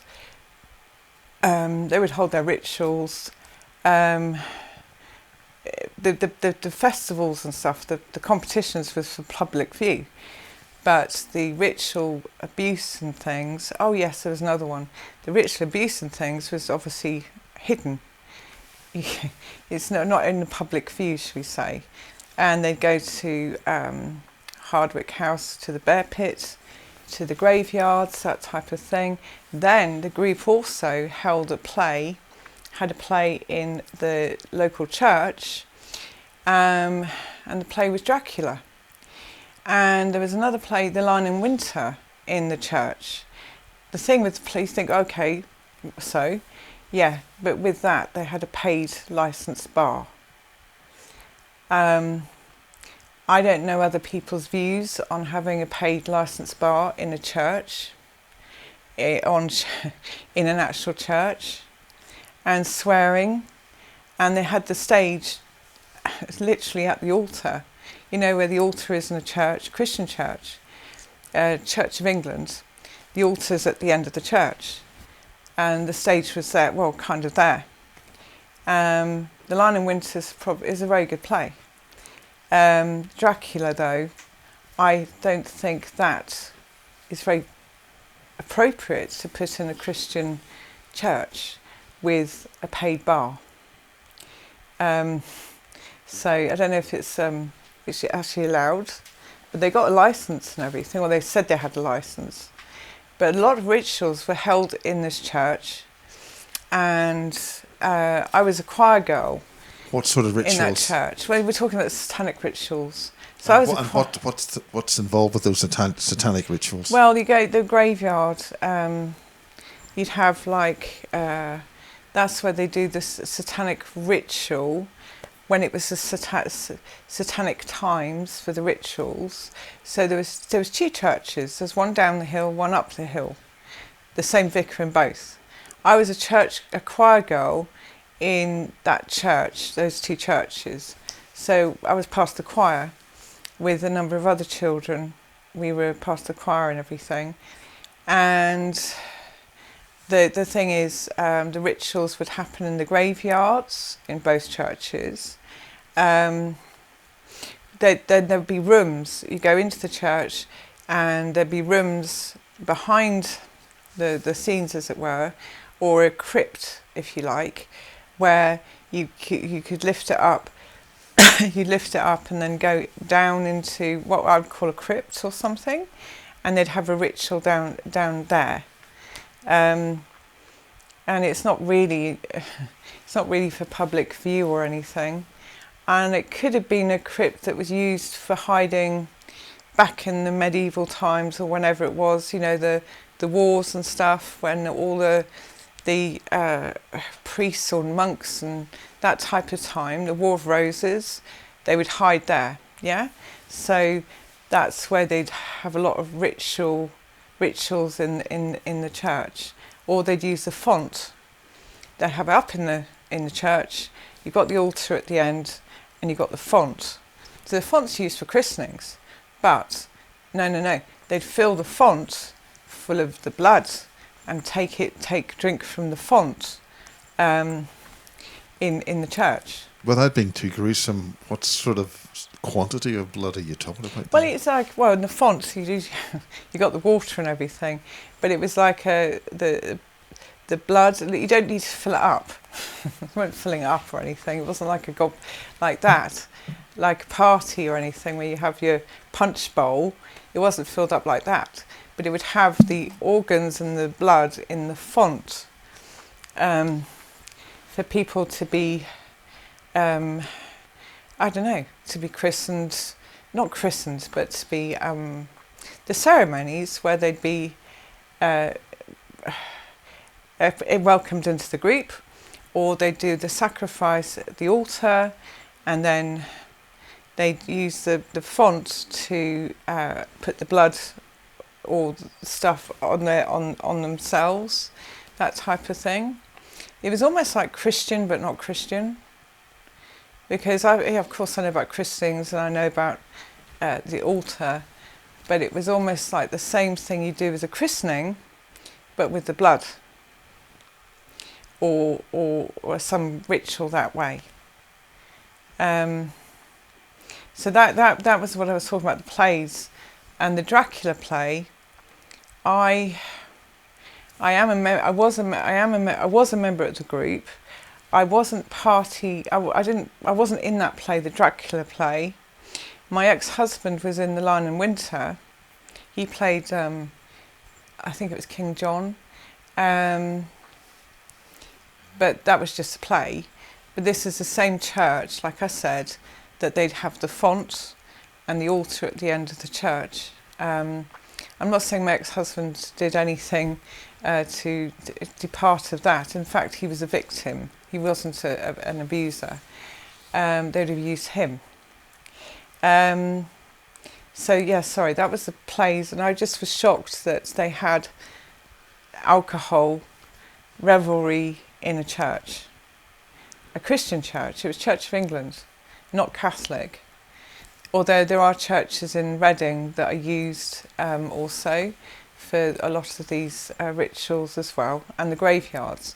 Now, the church in Whitchurch, where the play of where Dracula was put on, they would do rituals in the graveyard because there were certain areas in that graveyard which had a certain energy in them, around them, or on them, or something like that. And they would go to those particular graves. Now, for the life of me, I don't know who or what was buried in those graves, but they would go to those certain graves. Obviously, they'll still be there now. Either like summoning something, calling something, right, raising something from the dead, or something like that. And that was in those two churches. Well, there's something else that isn't there. By way of trying to get some kind of proof or some kind of indication that what you're saying is actually true, you mentioned that there's a sort of an emergency warning system which is happening. It's not the emergency broadcast system, it's the emergency alert system, I think. And earlier this year, this is 2021, this is June the 2nd, 2021, there was some kind of an alert about Reading. Could you explain that? Well, actually, the emergency alert system has just started. So the emergency alert system, it's been put in the Mirror, newspaper, I think it was a Mirror. And basically, you can go to the government website, and the government is starting this emergency alert system for the whole country. Now, this alert system has started in Canada this year, I think. They've been getting alerts for quite a long time, actually, and then America. Well, the America have always had the emergency broadcast system, and they use that to alert people of. No, they've got the emergency alert system, not just the broadcast system. Okay, yeah. So this is something which is confusing because a lot of people are saying the emergency broadcast system will have Q on it or whatever, and all these things, and Trump these on are it. Just saying. But this is different. This is just like an alert on the phone, the mobiles, and the television. Just it's said to be a test. Now, it wasn't happening in the UK or Britain until they started it. May, and it was only the other week, so it's like the middle of May.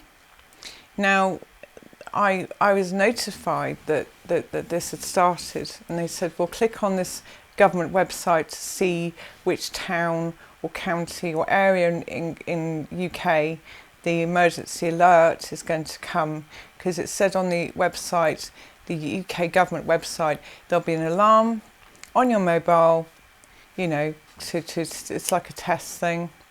So I went and clicked on the website, and it's meant to have towns and on that website, and the one town, there was only one town when I saw it, and it said Reading.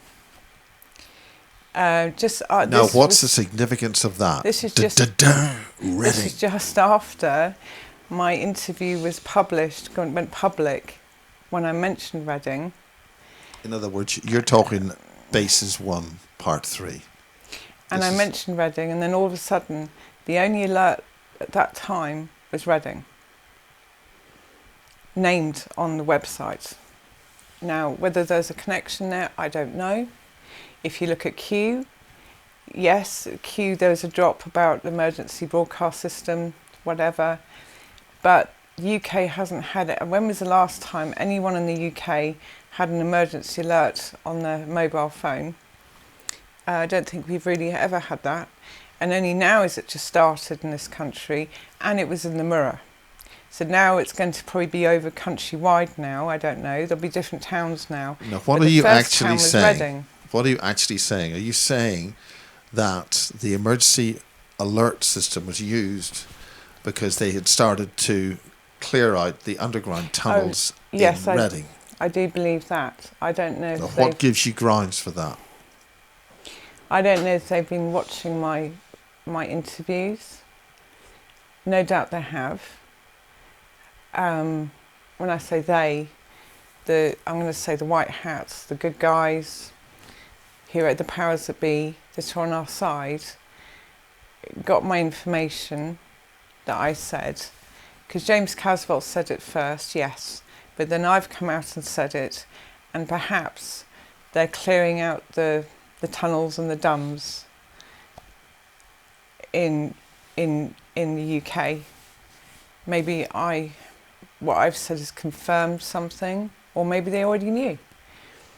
I just think it's quite shocking that Reading was the only place that was mentioned first. Well, was there any other emergency that happened in Reading that would be perfectly feasible to explain this? I mean, we've got to be perfectly reasonable about this sort of thing and be sensible. So, I mean, obviously something happened in Reading which was just a normal thing, normal emergency. It was a test. And whatever. It was a test. Apparently, it's going to be a test alert. And it said Reading. Has there been any massive emergencies in Reading? No. I mean, there was a stabbing in the Forbury Gardens, was it last year? There haven't been any big... I think there was a stabbing in in central London, the park there. Yeah. And the stabbing in Reading was the Forbury Gardens. Yeah. That was last year, I think. The Forbury Gardens. But there was no alert about London after that stabbing.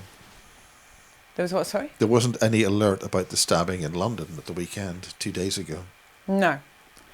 I was just a bit shocked. I don't think there's been any... I mean, there's the earthquake that happened in Leighton Buzzard last year, if you want to connect that to the tunnels clearing out. Well, there's been theories about the tunnels being cleared out in the UK for quite a while, but I mean, we're meant to be the worst in the world, apparently. We have the earthquakes in the UK because they're not very deep earthquakes. And we've had earthquakes last year. There's been things happening. If you go down that route, if you look at that route, yes. Okay, well, I think we're on tunnels and cave systems. Okay, hang on a minute. Well, then we got blood money. So, there's a tunnel and cave system of the Wickham caves in High Wycombe. They were man-made, those caves, but you see the group. I'm going to keep calling them the group would use those caves in Wickham, which are a tourist attraction now. But you see, that's what the tourists see. They only see the front view. Behind the tourist attraction, there's the tunnel system and more caves behind that. So you've got the whole tourist bit where people go and walk into the caves and look. Behind the scenes, there is more caves there. Now, the Wickham Caves, High Wycombe Caves or Wickham Caves, was built by, and I don't remember his name, but it was for the Hellfire Club back in the day. And why is it called High Wycombe? Is that to do with wicker? I have no idea. There's High Wycombe and there's Wickham. High Wycombe's at the top of the hill. Wickham, I think, it's two hills. So you've got High Wycombe, which is the top of the hill, and then down here is Wickham, down below. Wickham could be linked to Wicker, I don't know. But the Hellfire Club would meet in the caves. That's what they were built for. An American president went there. Explain this, the Hellfire Clubs in Dublin and there's other places. Explain what the significance of the Hellfire Club is. The Hellfire Club in Wickham, they don't make any. They don't hide the fact that they used to meet in those caves in Wickham, and I think George Washington went there. I don't want to upset anyone, but I think he was a member of the Hellfire Club in Wickham in England, in Wickham. But because it has hellfire on it, does it mean that it's hellfire? Oh, sorry, no. Yes, it was a place where they could have debauchery. They take prostitutes, children, and also said sacrifices, that type of thing. It's played down for the tourists at the tourist attraction, but it's said that they would do sacrifices in there as well. And the church in Wickham, it has a gold ball at the top of the steeple, and I was abused or used for rituals and things and abuse in that church. The significance of the gold ball, I can't remember, but there's a checkered floor there. It's very Masonic. I know there's checkered floors everywhere in old buildings, but this is a very Masonic type church. There would be rituals in that church area as well, and the cave system in Wickham Caves that were man-made, and the tunnel system in that place as well. I have a family member, well, the people who bought me, the family, there is an ancestor who was a member of the Hellfire Club in Wickham. So obviously, as I say, bringing it up to modern day, they would still have the Hellfire Club in those caves and probably to this day.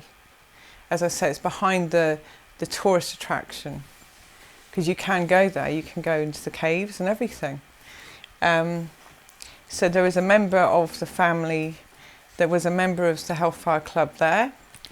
Trying to think. I think you're now going to a member of the family and Thomas O'Becket, is that right? Yes, there was a member of the family who was part of the assassination of Thomas O'Becket. Now this is a very significant thing. Explain what all that's about. Well, he was a knight, and he was part of the group.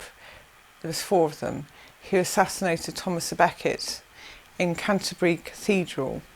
I can't remember the year, and it was said to be the Knights Templar that executed or assassinated Thomas O'Becket in Canterbury Cathedral. So yes, there is a link through the the family who were part of the Knights Templar. That's your family? Yes, actually my birth father. And that's the Brazil family? Brazil family, yes. I'm not saying there was a knight called Brazil who assassinated Thomas O'Becket, but they're related to that group who assassinated Thomas à Becket, but they were Knights Templars. So there are Knights Templars in the family. And yes, it was the Brazil side of the family, which came from Ireland originally, Southern Ireland. And so having the name Brazil, there is a lot of Brazils in Ireland, and it's very, very varying spellings of the name. And you've got High Brazil, the mythical island, supposedly, which is Brasil, but that is linked to the Tuatha de Danann. The Irish beliefs, the mythology is that the Tuatha de Danann were either aliens or gods. Or Hyperboreans. Hyperboreans? Yeah. Yeah. And which is antediluvian. Yes. So basically, the Roswell crash, the UFO crash in Now this is a big thing. Okay, this is Roswell crash here. There's new data on this, and we've mentioned this to some of the people who've been doing a lot of research on Roswell, and there are some information now that perhaps that the Roswell crash was not a crash; it was a delivery of technology for use. As look, here we are.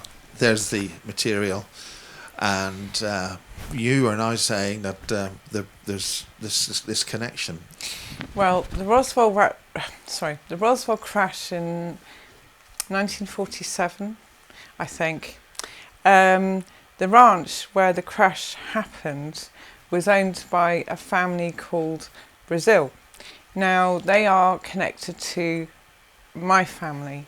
Different spelling, doesn't matter. It doesn't matter. It's still genealogy, still going to the same roots of the family. So, so the family in Roswell, America, who owned the ranch, they were called Brazil. I'm going to call it that, and they are connected to my family as well.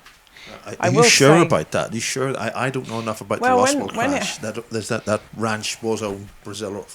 What's the data on that? What, the family in Roswell? Yeah. It's a different spelling name, but we're related, because I was going to the Brazil clan, if you like. We're going to do like a whole get together thing and link up with the Americans and whoever, because a lot of Brazils in America, and a lot of Brazils in Wales, and a lot of Brazils in Ireland and Cornwall. So that's where the Brazil clan kind of spread.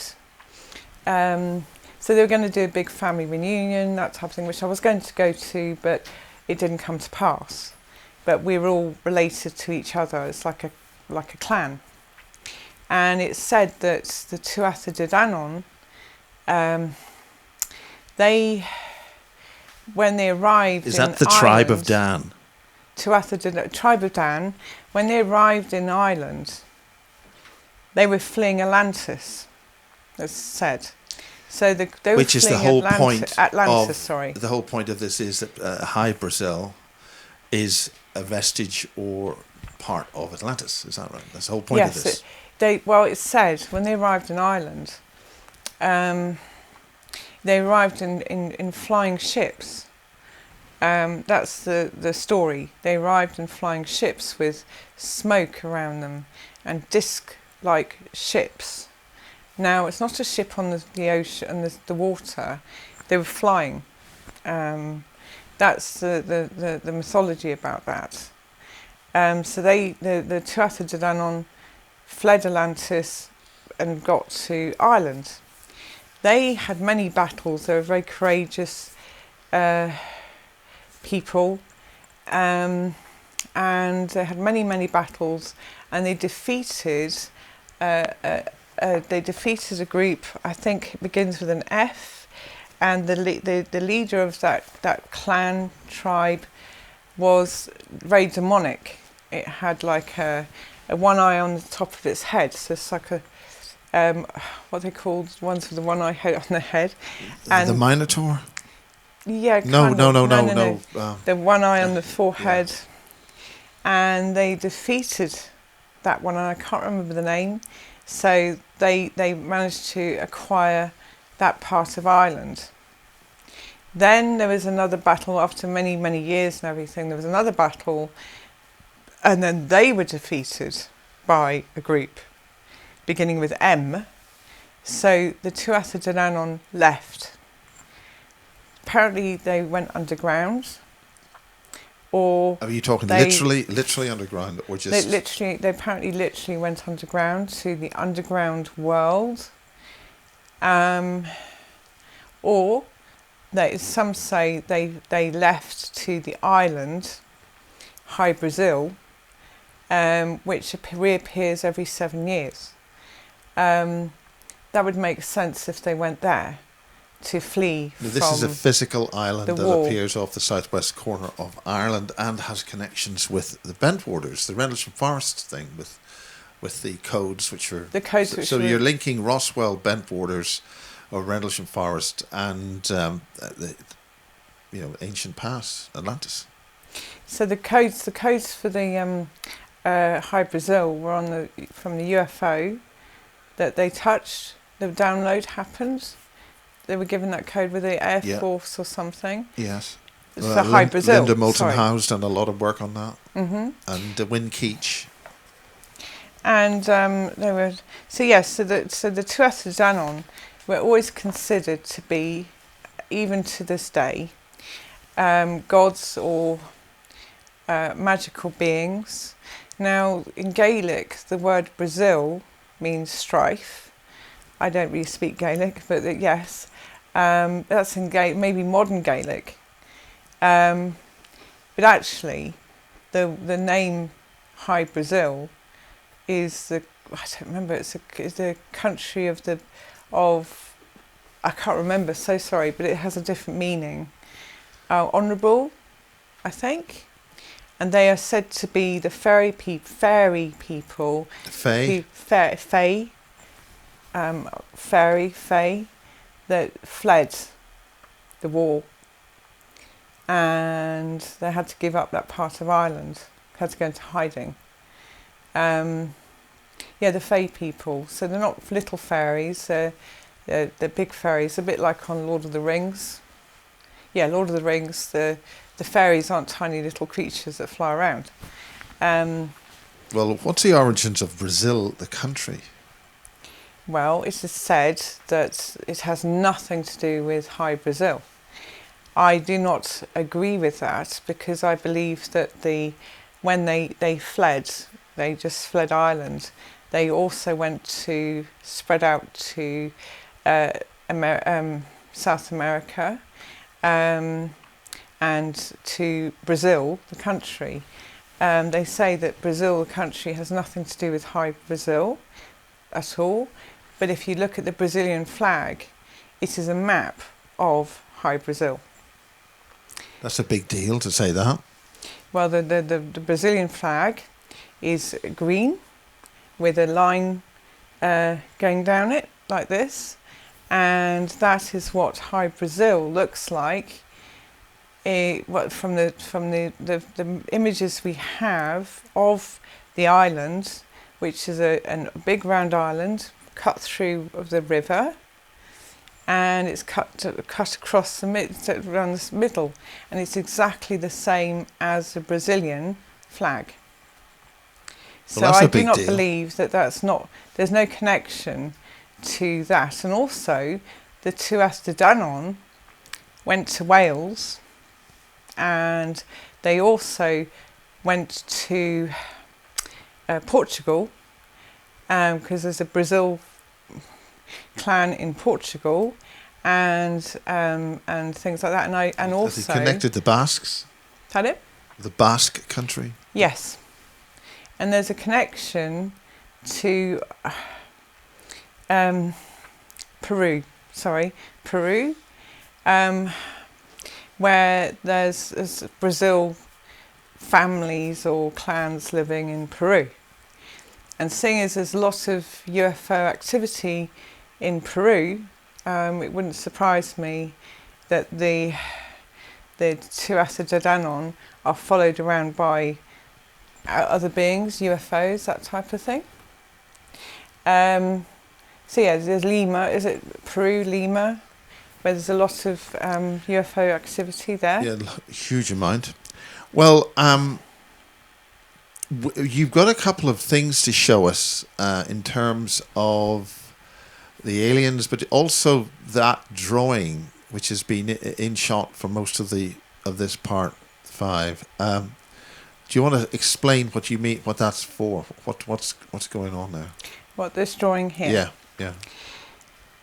I went to a spiritualist church, and during the service there was an artist, a spiritual artist, and he would, while the service was going on, the speaker, the medium, was doing the service, the spiritual artist would sit there in the audience, congregation, and just go freehand with his drawings, and do drawings of, well, people, spirits. And so he does that. So then when the whole service is over, he puts the drawings on the front of the church. People go to them and see if they recognise anyone in those drawings, any loved ones. So I went to look at the drawings, and the medium turned to me and said, "This drawing is for you. This is your drawing. Do you know him?" He said, "That's Sefton." And I said, "I do. He's my brother-in-law." He died when he was 14, and he's my brother-in-law. And he said, "Well, take this. He wants you to take it." So I took it. In this picture, it says it was drawn 30th of September 2016. So that's when I was at church. And so I took it. So I framed it because I don't want it to get damaged. And this is my brother-in-law, who supposedly committed suicide. He was 14. But his brother, my ex, thinks that he was a ritual sacrifice. Now, this Sefton, his name's Sefton, he has linked with me. He linked with me before I got married, before I met my husband. When I went to church, he gave across a message through the medium saying, the message was, "The time of my death is on a watch in the dresser. Ask her about it."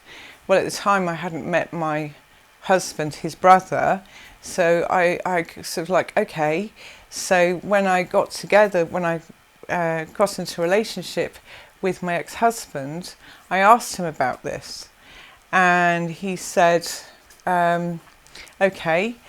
The thing is, I'd known Sefton had died because we all knew back down here in the south of England that he had died, and I'd heard stories about Sefton dying and that he committed suicide. And you see, my ex-husband found his body. But you see, the stories I heard about Sefton was that he had written a suicide note, and he'd had enough of life, and he'd given up, and he was dressed in his school uniform, and he was just, he just hung himself. My ex-husband, who found him, said he was naked. He wasn't wearing a school uniform. There was no suicide note. And he had hung himself by the string from the blind in the window, the bathroom blind, but it attached it to the bathroom door. So it's almost like hanging himself against the door. So anyway, my husband said he was naked, did not have a school uniform on, they were lying. Now, Sefton has always said to me, so I asked my husband, about the watch in the dresser. He asked his mother, their mother, the adoptive mother, about the watch in the dresser, and said, where's the watch? Because Sefton had told the medium, that the time of his death was on the watch. So she asked this woman, is the watch there? And what time does it say? And she hung up on him. She freaked. So he asked her again, where's the watch? Where's Sefton's watch? And what's the time on the watch? And she said, oh, just leave it. We're not going to talk about that. We're not going to talk about Sefton. His time's up. He didn't really want to live anymore, so just leave it alone. Don't talk about it. Now, Sefton kept telling me and my ex-husband he called her a murderer. He has said to me that she's a murderer and she murdered him. And he calls her the whore of Satan. Actually, the whore of Satan 1, because he, Sefton, calls my adoptive mother was 2. So his mother was 1 and my mother was 2, whore of Satan. And he goes on about how he was murdered by this woman and the group. So yes, so I acquired this picture from the Switchers Church because the medium said you should take this with you. I can hold it up if you'd like. Yeah, we'll do that. Yeah, that's. And yes, I did frame it because it was going to get damaged, and I couldn't not. So so Sefton has always said he was murdered. Now their father, Sefton, also says their father got murdered too. That was the man who tried to help me, and he was a hypnotherapist. That's their father. So yes, so that's Sefton, and he's he talks from spirit basically about what happened. So that's not too long ago. 5 years, is it? What? Sorry. How long ago was that again? What, this drawing? Yeah. This was 2016. And the actual death happened? His death happened when he was 14. So that was like, 80s? Right. He would be 3... Hang on a minute. He would be 5 years older than me, I think. So I'm 48. He would now be older than me. He used to be 5 years older than me. Because his brother, my ex, is 2 years older than me. So it's 3, 4, 5. Well, you've got a 6 couple. years You've older got than a me. couple of other. Any final word on that before we leave it? What do you want done about that? Well, okay. Now I've been doing this. I've been dealing with this whole everything since I first came out with the truth. I went to the police about the ritual satanic abuse. I went to the police and it all backfired on me, and they chased me around the world. And I never mentioned to them about the aliens or anything like that. All I mentioned was Jimmy Savile, and then they've chased me around the world, the Met. So Sefton, he wants justice. He's the one driving me to get justice. He was the one that wants to be on this. He wants the justice to happen. He wants the truth to come out as well. And so that's kind of what he wants. I want that as well. Because you see, where he was living in Newcastle, Darlington, very near Cleveland, there's a whole ritual satanic abuse group cult thing up there. There's a Cleveland group, and then you've got the Darlington, Newcastle, up north, shall we say. It's pretty safe to say that it's absolutely everywhere, all over the world, every country. Yes, it's everywhere. But the ones that have been come out in the news and have been squashed down, I think it was at Cleveland. I think that's very near to where they were. The worst thing is, you see, he was murdered and he wants the truth to come out. I think he was cremated. I wouldn't know, I'd have to ask my ex. Yeah. But I think he was cremated. And so there's a memorial, what's a thing for him, but it's up in Newcastle. Sorry? what ultimately you've given a lot of information here in these last few days. It's 3 or 4 weeks now. We've done all these. Where and what do you want most out of this effort that you've been doing and telling your story and your statements? I realised that my silence, me not saying anything, is protecting them. Me not coming out with the truth is actually protecting the abusers. I'm giving them what they want so they can carry on doing what they want. So if I remain silent, and Sefton here, he can't speak out obviously unless he talks to a psychic, but if I don't speak up, if I don't tell my side of the story, that's protecting them, and they do not deserve my protection any longer. Any victim who's not speaking out, they are protecting the abusers. I'm not judging them because, hey, I tried to speak out and I was silenced by the police. I was silenced by the system to protect the system, to protect the abusers. As I say, they've chased me around the whole world, you know, and they've chased me all over this country and Europe. And I've had enough of running. I'm old enough now. My children, are old enough now. They're safe. And now it needs to come out in the light, like I said, you know, psychopaths, narcissists, satanic people, they'll give you the truth in plain sight. So if you doubt what someone says, if you doubt a victim saying, we want proof, well, unfortunately, I'm not going to go to a ceremony and get photographic proof because they will murder me. But what I can say is it's in plain sight in front of your eyes as now. It's in the movies, it's in Hollywood, it's on television, it's everywhere.